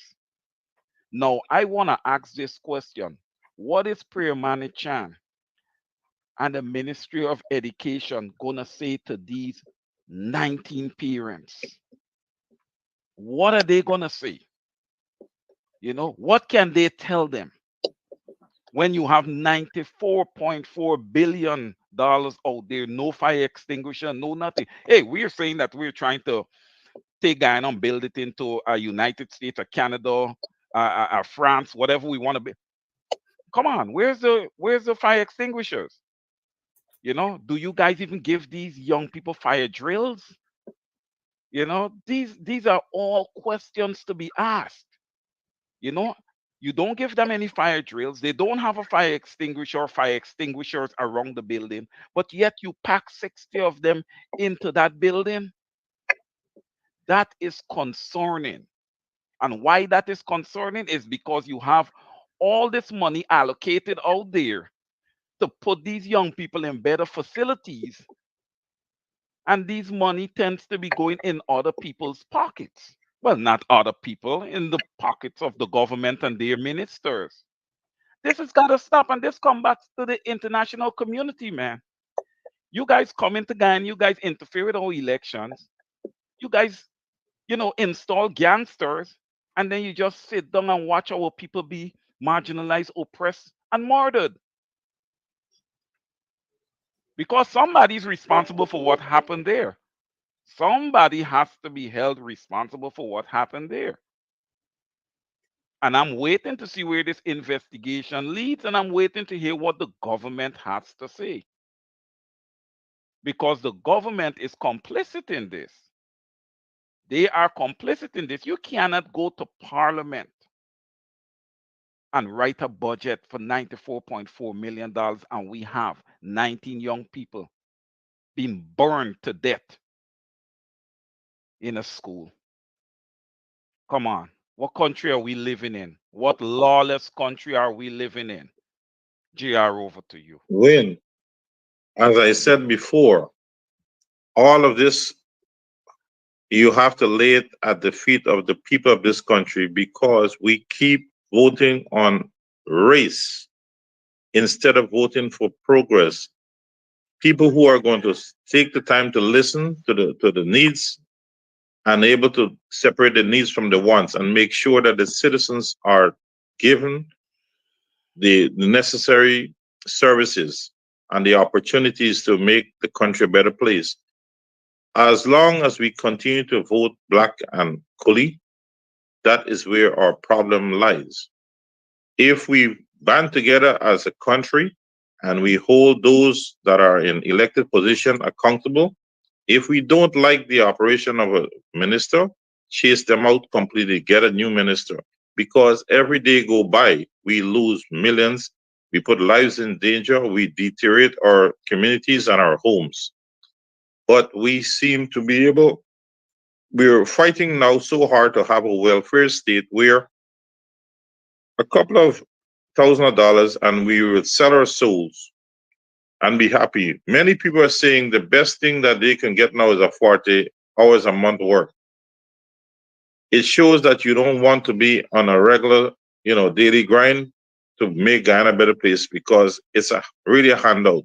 Eventually that 40 hours is going to come to a halt, because how long can they be siphoning money from one place to the next to pay their supporters?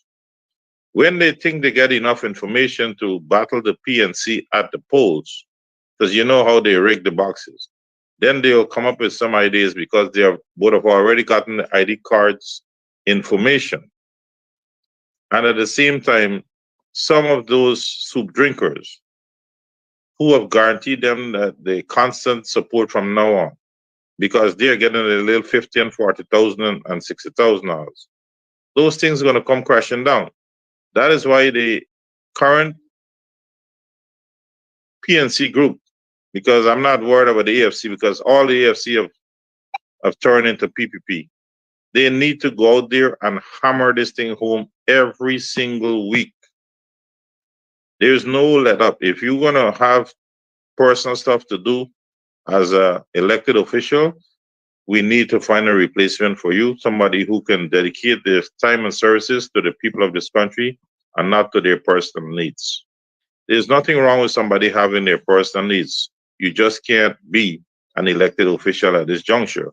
We need people on the ground 24/7. And, a lot of them are being grumbling and saying that we on this platform are hitting them. They don't need to be there, because at this juncture, Guyana is going overboard and we need to stop this thing. You heard Mr. Benchop saying that they don't support the platform, they don't do anything. And that's the nastiness of some of the folks in the opposition. They are not willing to support their own to expand the message, but they're ready to go drink rum on a weekend at these high-rise places with the people who are suppressing. Not only the PNC supporters are being suppressed, but many East Indian people are being pushed under the gun. And we're seeing the deterioration of our communities.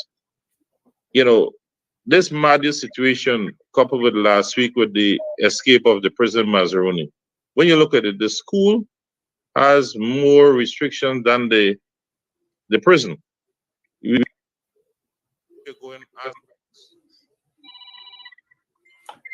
Yes.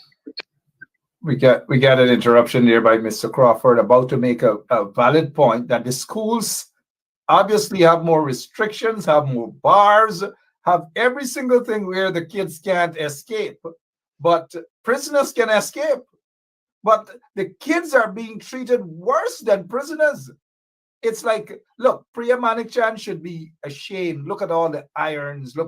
And then you're hearing that there's a possibility that the girls them got to get locked up in that grill area, because they just sneak through and go and get boyfriend. And I wouldn't buy these sort of things coming from the regime, man. These people, and again I go back to anyone in the opposition who right now comes out and he praises on the PPP regime for being there on the ground and doing whatever. They are going to spend right now, Crawford and Caesar, and all of our listeners, they are going to spend millions upon millions of dollars, hundreds of millions of dollars to fly in, fly out, charter their friends' airline, whether it's Jerry Govaya and all of them, because almost all these guys ain't doing nothing for free, you know. They're not going to do anything for free. It's all about chartering planes, $500,000, $1 million. So it's a money-making something. So they're going to spend hundreds of millions of dollars now, but they're not going to spend, they didn't spend all of that into this dorm or our school system because they don't give a damn about it. They just don't give a damn. All they do care about are their friends and cronies, the Mohammeds, and all these other people who are wanted by U.S. authority. That is what they're doing. That is what they're about. They're not concerned. Look at Priya. I didn't even recognize. I thought it was 3 or 4 of them standing there. But they don't care about these young people. They never did and never will.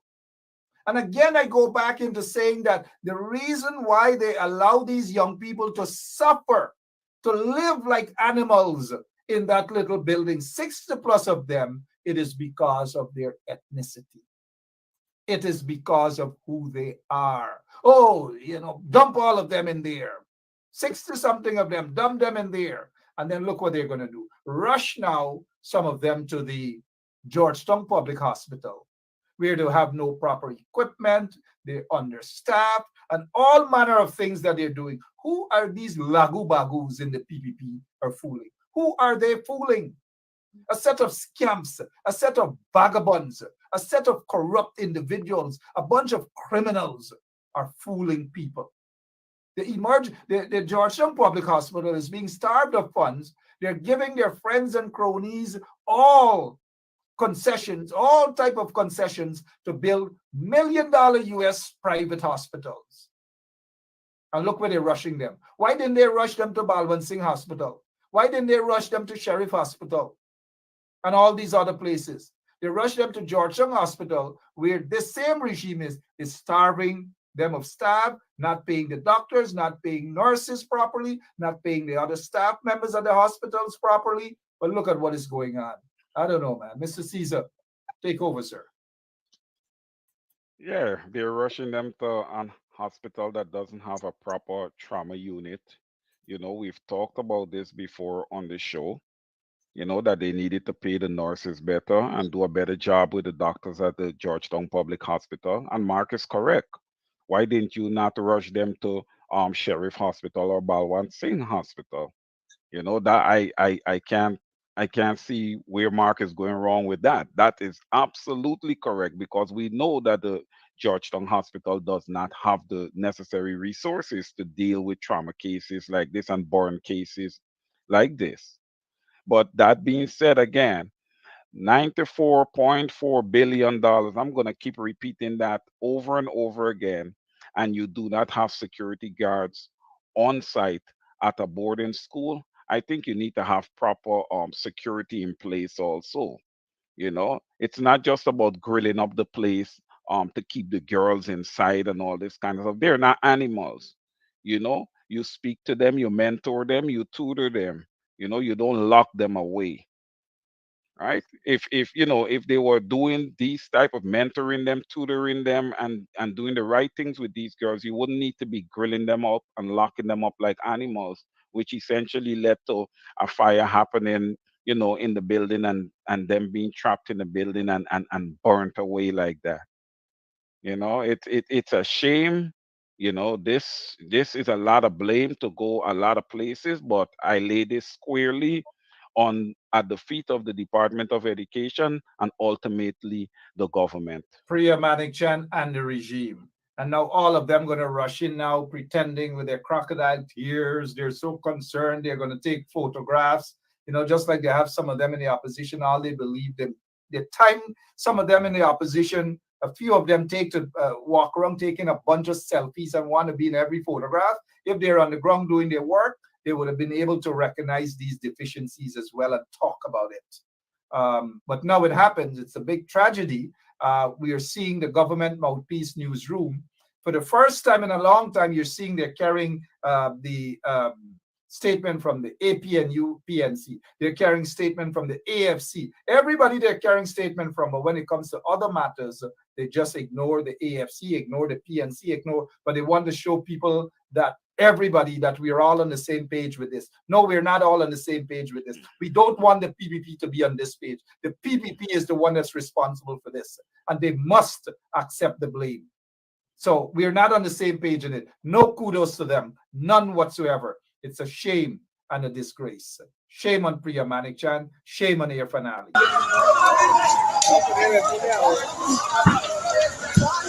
That guy would dare the boy, we got rules, boy. What the boy, Selassie, boy. Selassie, boy. Rose girl, boy, all them girl, the one up, boy. See that boy? There's gas. Well, how do we got to them country yard, boy?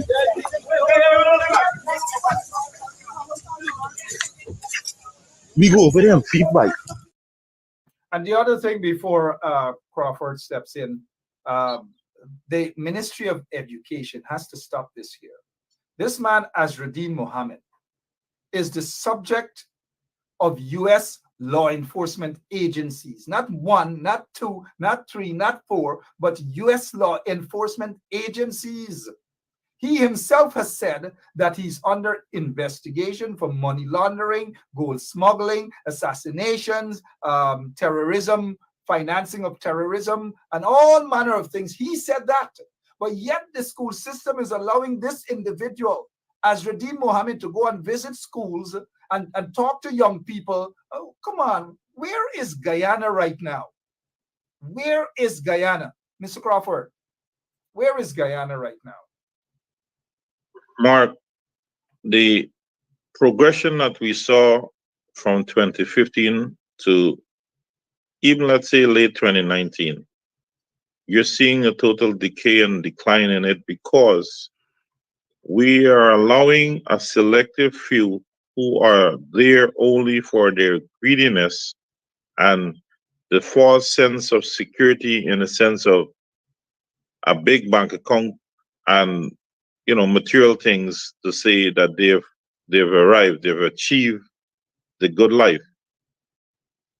Not until we as citizens come together. I don't know how often must I say this, as a people, and we have to take stock and start to be our neighbors' keepers, and then it spreads onwards.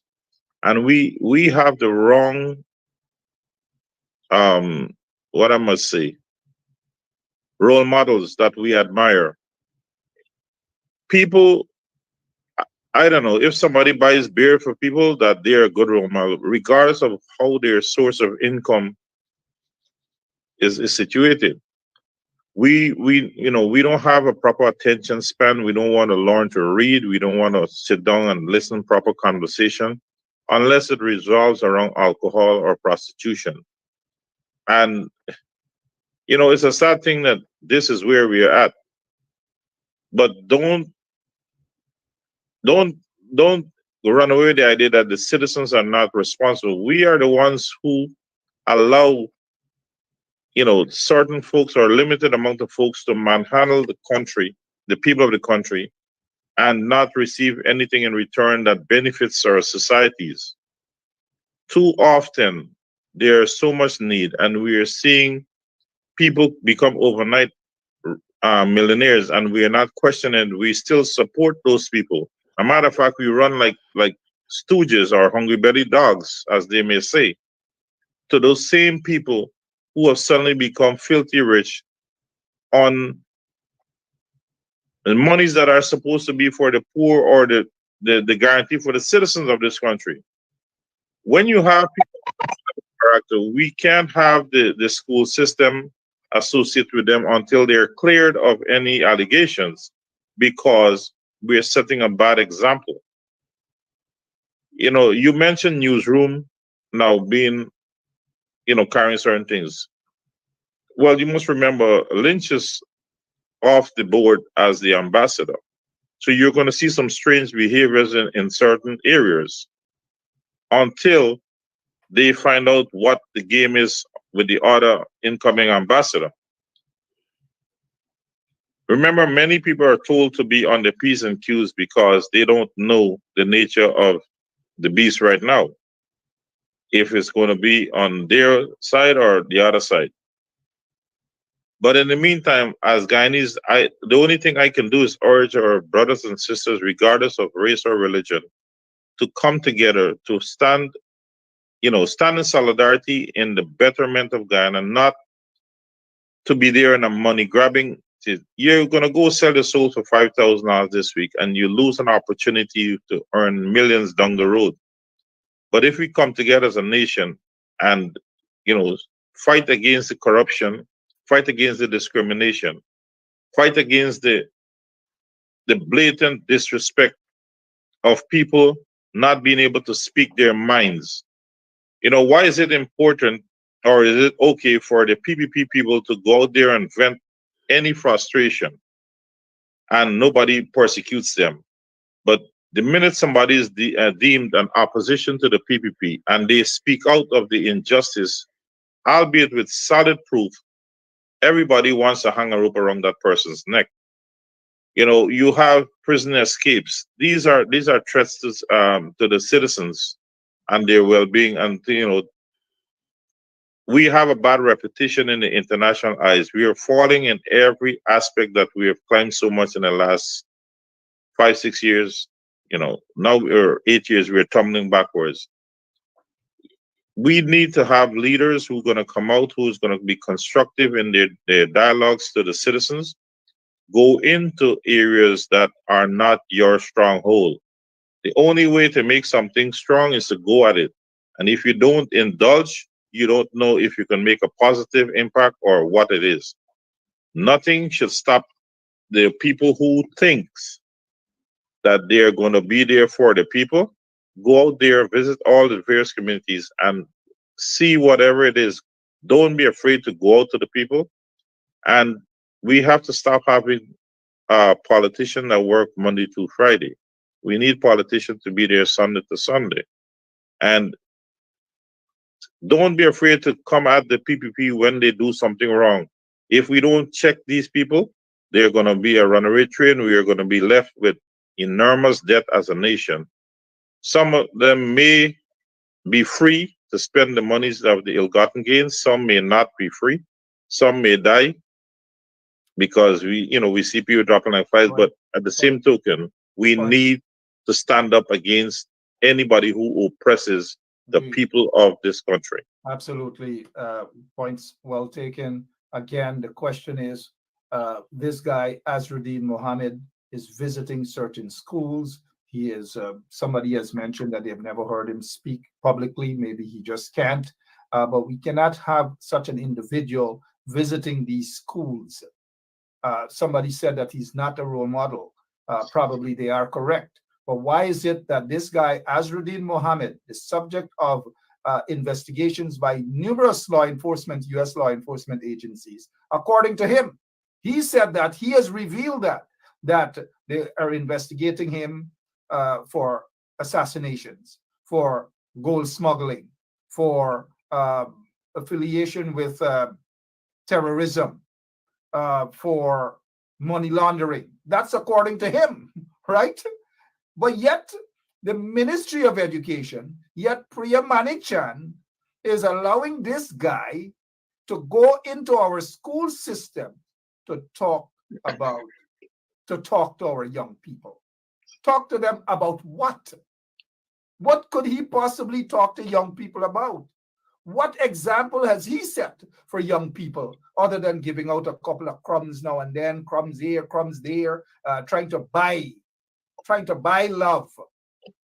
People might just grab the money because people are in need of the money. But certainly you can't win people's heart like that.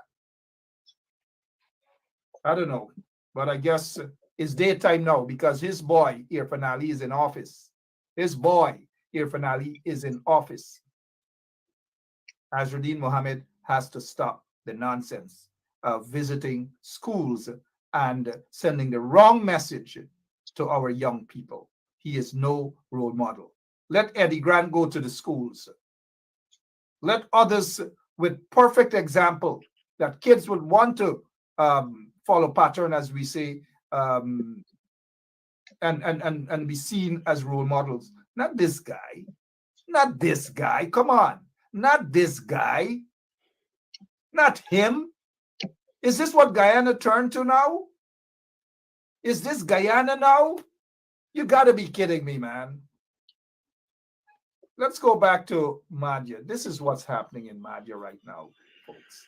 This is what's happening in Mahdia.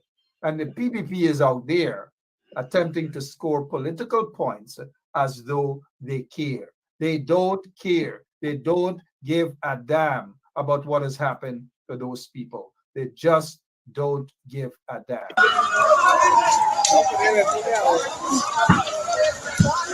That guy was dead about the rules, boy. What the boy? Selassie, boy. Selassie, boy. Rules, girl, boy. All in girl, no, boy. See that boy? Yes, yes. Well, how do we got to them continue yard, boy?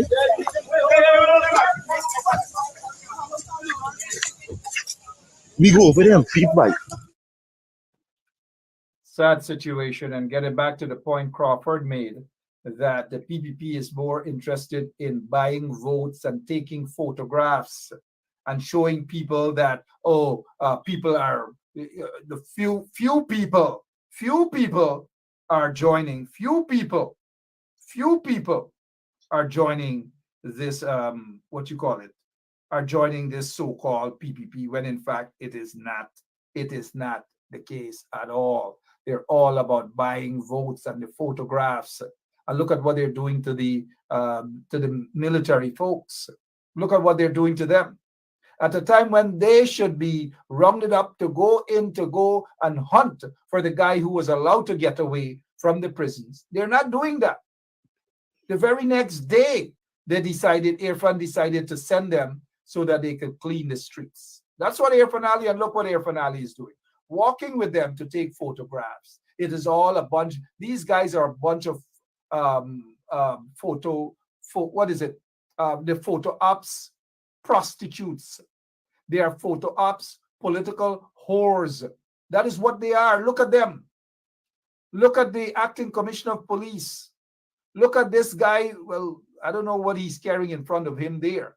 But look at the other newly appointed chief of staff, controversial Omar Khan. Look at them. A bunch of photo ops, political whores. That is what they are.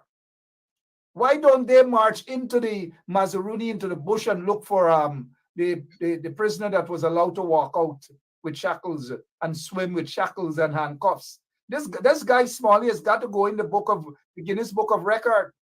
He's got to go into the Guinness Book of Records. Good morning, sir. How are you? Oh, fine, thank you, Mark. Fine, thank you. Yeah, I got Wayne Caesar and your good friend JR. We're all here together. Hello, guys. Hello, guys. Morning. Yeah. Hey, Norman. What's going on, Norman? Let's go back to this here that we saw earlier.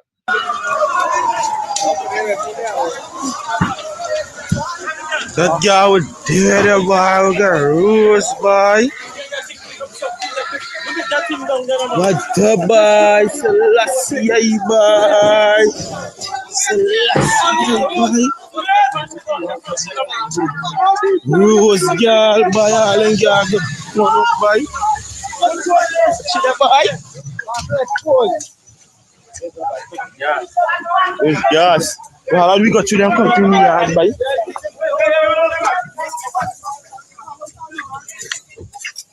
We go over them feet, boy. Mr. Brung, let's get your take on what transpired. That tragic, horrific situation out there in Mahdia. Mark, thank you for having me on your show. Special good day to your guests.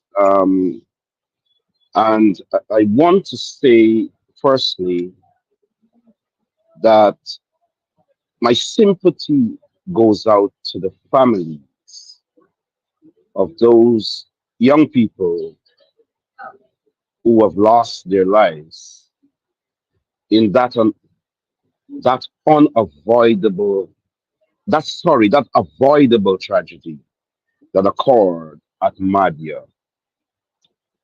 We offer prayers for their souls, and we pray for the speedy recovery of those who are injured and hospitalized.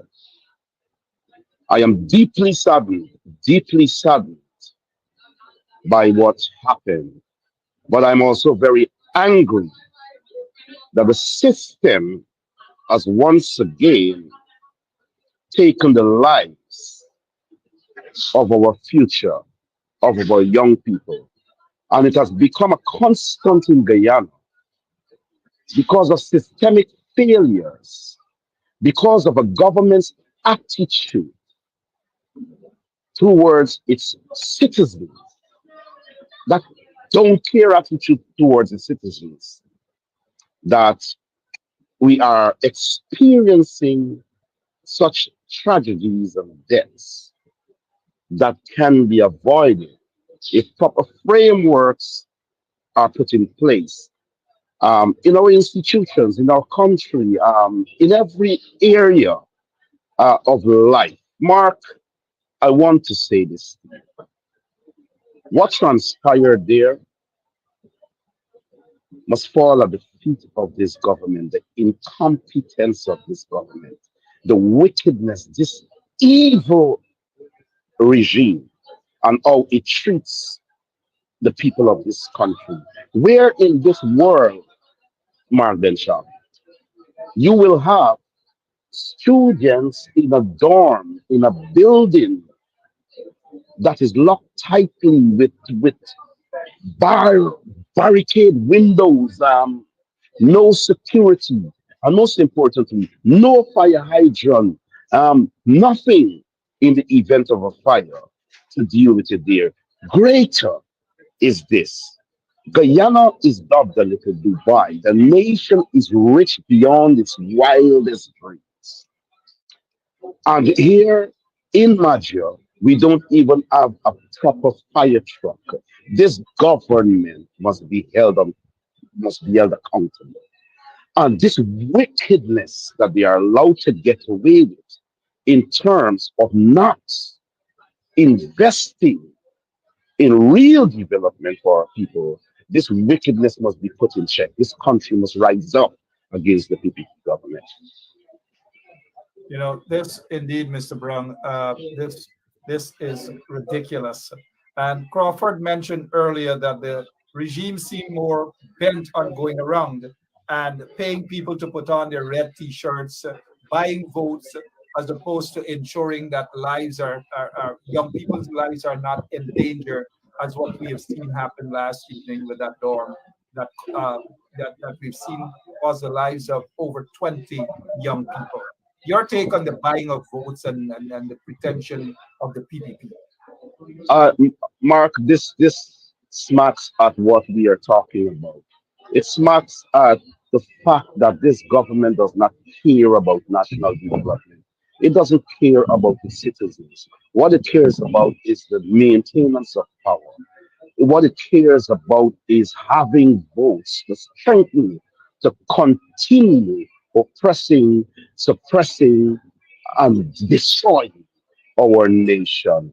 Here is a situation where our country is wealthy beyond its wildest dream. There's no proper plan, national development plan by the PPC.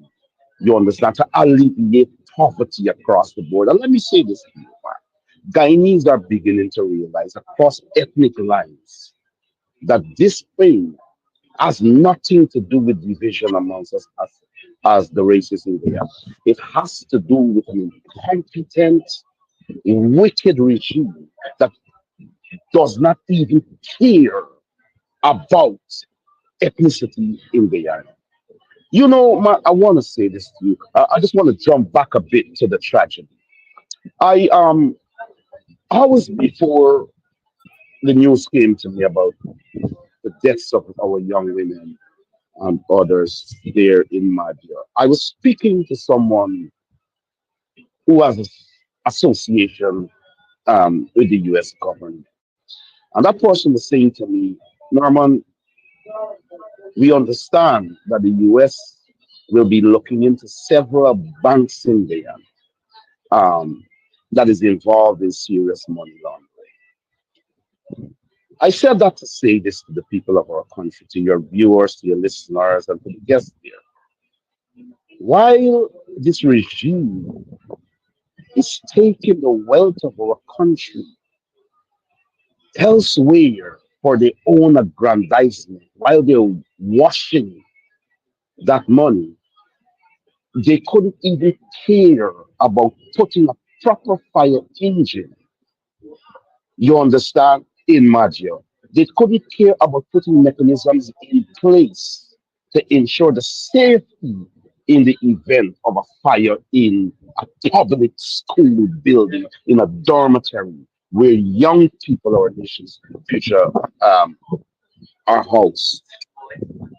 This hypocrisy, Mark Benshaw, when you see the government rushing after everything would have happened and put on this show that they're medevacing people away with, the damage is already done. The government is exposed. It is exposed. No systems and framework were in place in that community, as no systems and proper frameworks are in place in the communities across the country. But here you're coming, giving people a red T-shirt, $10,000 and $20,000 and a box of food, and telling them, support us, vote for us. What are those people voting for? Have you? Is the government saying to the people, "Look, I've given you six fire engines here in Madia. Look, I have given funding to the schools so that you can have a state-of-the-art school." Nothing of the sort. You just vote for us so we can do something for you. And people will begin, Mark mentioned, to reject this government across ethnic lines. They will begin because this thing, you understand, have gone beyond normal. There seems to me, and I have a life to do immediately after this, it seems to me that Satan himself is sitting at in the seat of government in the land. We There is too much understand, wickedness. Mr. Brown, the emotions is too much all across the country indeed, and we cannot disagree with anything, absolutely anything that you have said there. The regime, it's way overboard. Just getting messages coming in from folks. Robeson Ben, his office, in front of his office should have been crowded with people. Priya Manik Chand's office, and all these different places because $95 billion, $95 billion for the budget for Ministry of Education, and yet the kids have to have gone through what they did. I don't know. Mr. Caesar, you want to pick up on anything Mr. Brown just said there, sir? Sure, Mark. Let's go back to the whole voting issue here. So what we got to understand here is that for those 23 years, you understand me, that the PPP was in power. They committed economical genocide against the people of Guyana. They totally controlled the people with their marginalization and their racism, right? And what we've been calling for with the opposition when it comes down to edifying the people, you understand me, is preparing them. Because look, before it gets better, it's gonna first get worse. It's gonna get worse first. There's not gonna be an easy landing for Guyanese here. Okay, we've allowed these people to reign too long. So forget about the easy landing here. It's gonna be tough before it gets better, right? The people's got to understand here that you cannot take a 10,000, a 5,000, or a part-time 40-hour job, because remember, that is all temporary. You can make a decision because you've been living in poverty for so many years. You could make a decision to continue living the way you're living just for a little more and vote correctly. Vote for change, as Mr. Brown said, across all ethnic lines. That means that we are voting to the issue. We're voting to the issues. We're voting to policies that we want to see put in place. Mr. Brown also spoke of the framework. The framework needs work. Okay, it needs a lot of work. I said, the framework in the communities, it's not built out. It's not something that is complete. It is something that needs refining. And with time, these things would always need to be refined. And this is not happening in Guyana. We are continuing in the same old posture, the same old buildings, the same old insecure buildings, right? Had that building been better secure, like I said, with fire extinguishers on the walls and all these things, you talk about having big, rich people like the Mohammeds going into schools and talking to students. No, you have your big money, you want to push your money out there, provide some fire extinguishers in the Let in the me schools. let, It's not it's not sorry, go ahead, make your point. 30 seconds, sir. right. It's not gonna hurt, Mark, because when it's all said and done, all these people are extracting the monies that belongs to the Guyanese people. So And it would that's not hurt to give back some of it to them. to give back crumbs. Even as we speak, Yep. gentlemen, this is what is happening on the ground right now. Justice for our sisters. Grills to windows and doors are for prisoners. Justice for our sisters. And again, I go back to say that the manner in which these young people were treated is as a result, first and foremost, of their ethnicity. You dump 60 plus of them in a small building and feel that everything is okay. You lock them away, you cage them up, but you leave the prisons open. Anybody could walk out. Anybody could arrange and walk out and gone, and that's it. But you lock these people up like animals. You grill them up. You lock them, and somebody miles away probably that has the keys that goes in the morning to open them up so that they can come out and they can graze and go back inside. That is the PPP. That is what they're up to. Mr. Crawford, I see Mr. Brung is shaking his head. Mr. Crawford, you want to add something quickly before we go back to Brung and then we start wrapping up? Look, Mark, the PPP has clearly shown that they are going to take the monies, they're going to produce these big contracts and proposition. Take the money, do not have to explain where the monies goes, just like the natural resource fund. They are not being held accountable by the people, or more so the opposition team, to produce goods and services. They don't care about what people say.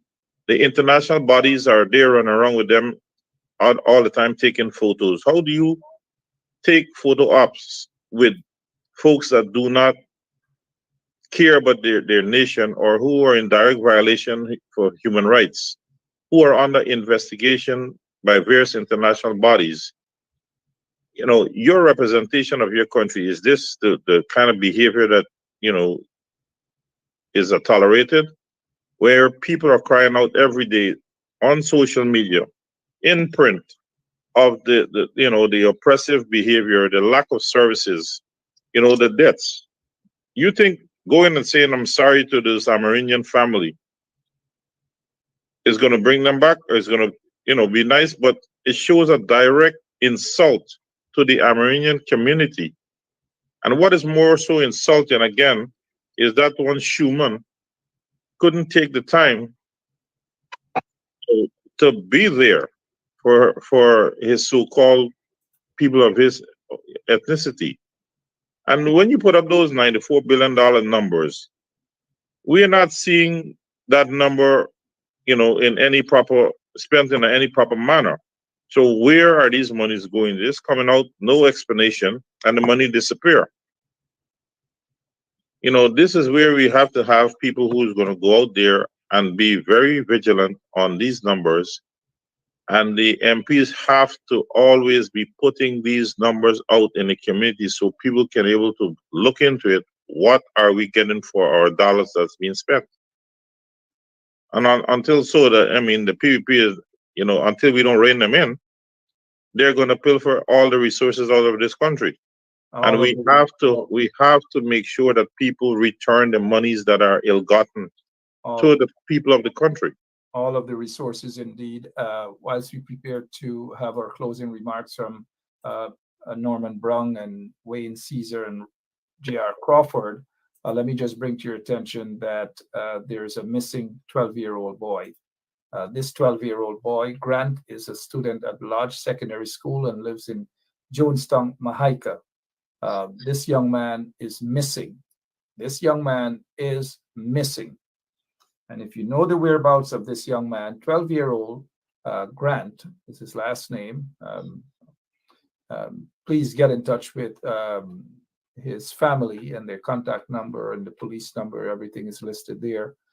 Every single day there's something in that country, Mr. Brung, we over the past couple of days, we heard of someone who walked out of the Mazaruni prison, serving 5 or 6 life sentences, jumped into the river with shackles and handcuffs and so forth.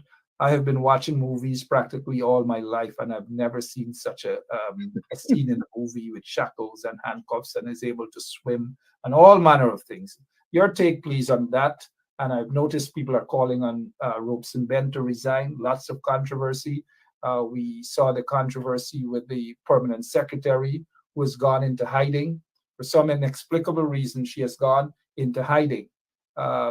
Lots of things. And then now the fire and all these deaths. Every single day, there's something in this country. Your closing remarks, please, Mr. Brown.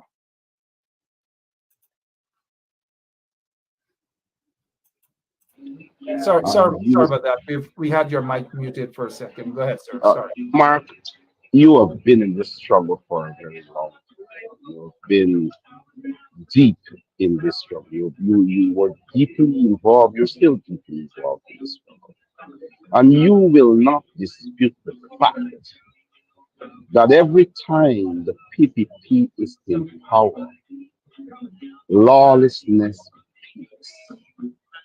It peaks to a point in which the lawlessness becomes inexplainable, unexplainable.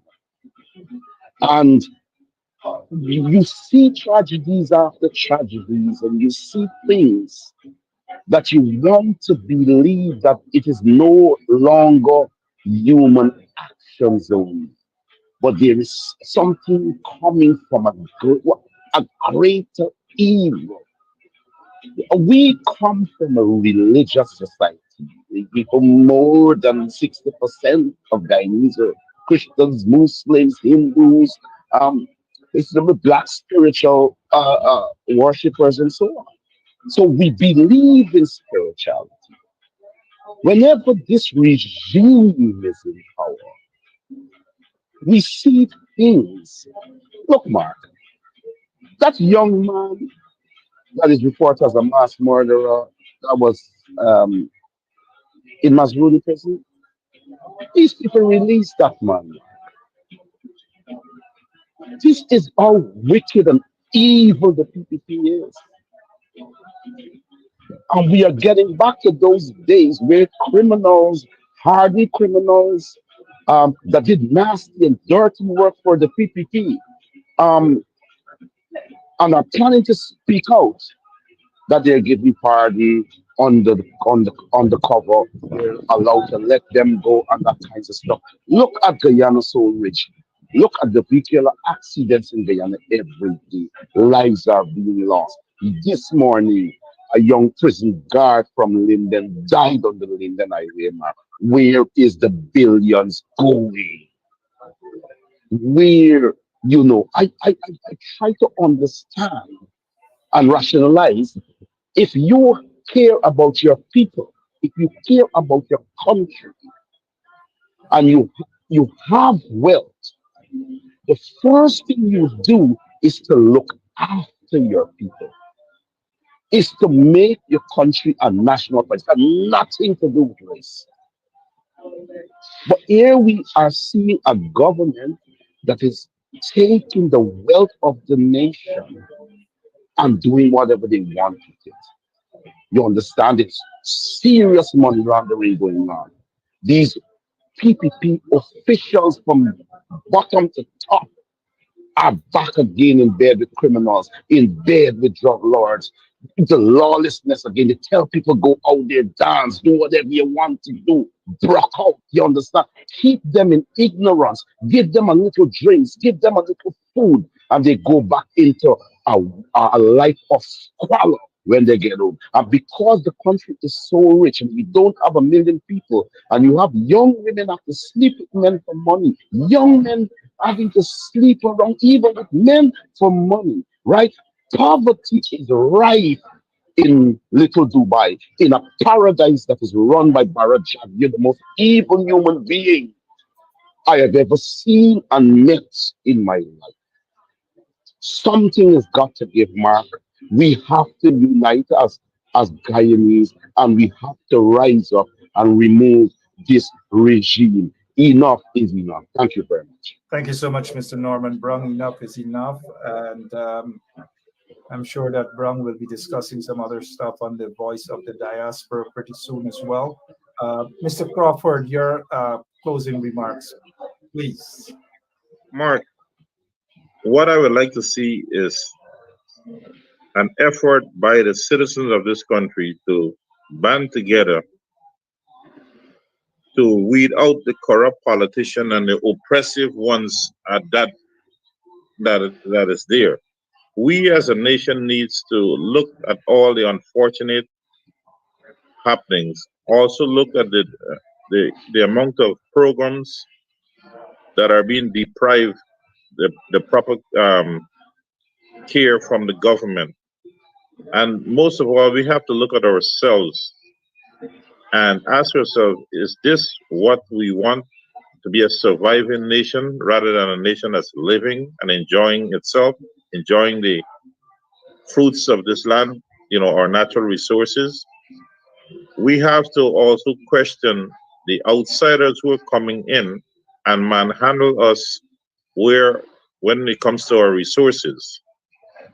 And look back and ask ourselves, why are we allowing the division to destroy our country? What was founded on unity?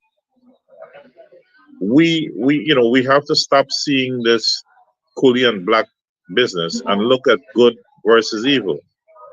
And it's sad that what we were seeing there in that happened early this morning in Mahdia.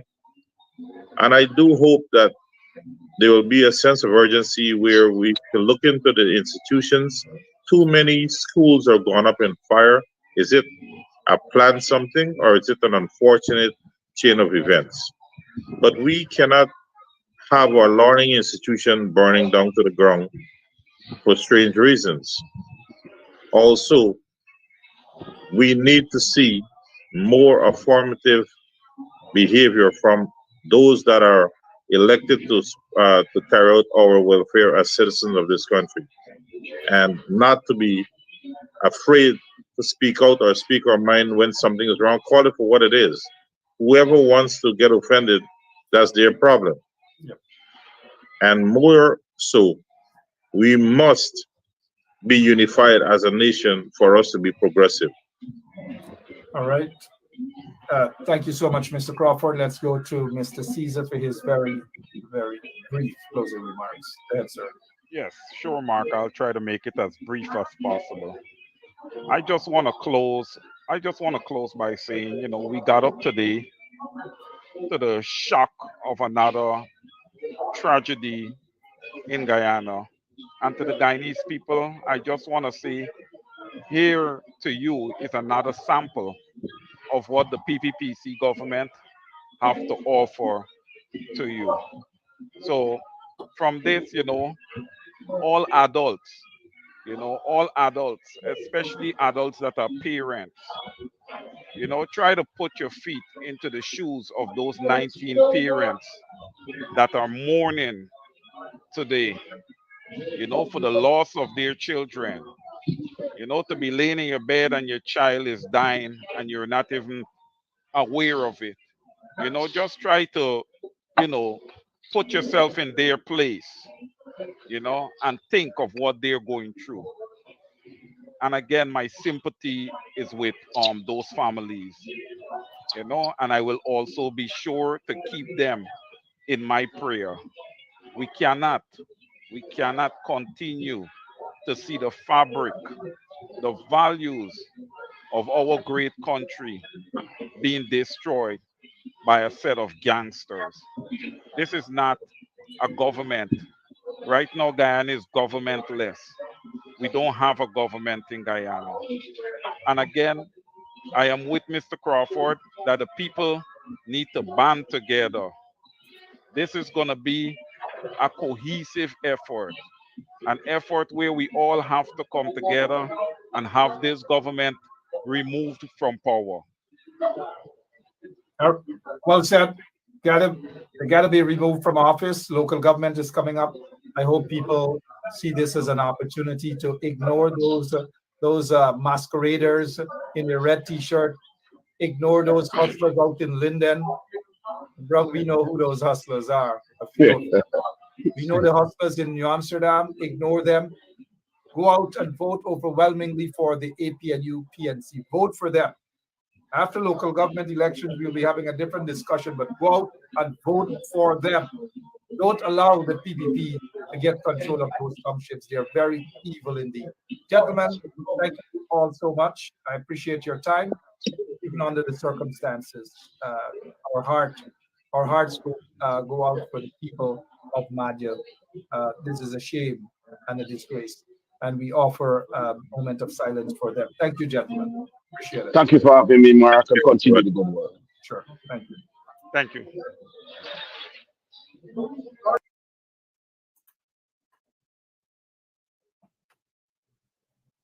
We've got to pray for Guyana. We've got to pray for the families. We've just got to pray for them.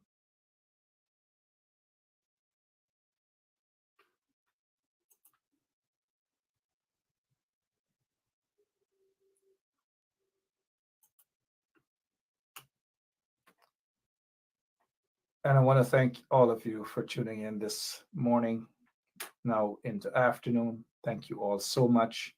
I'll see you back this evening.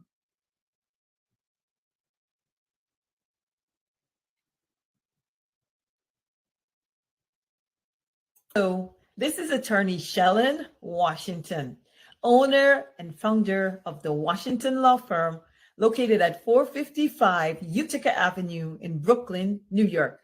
We're specialized in medical malpractice, personal injuries, matrimonial law, and landlord and tenant. If you're in need of legal representation, please give us a call today. The number to call is 718-877-3100.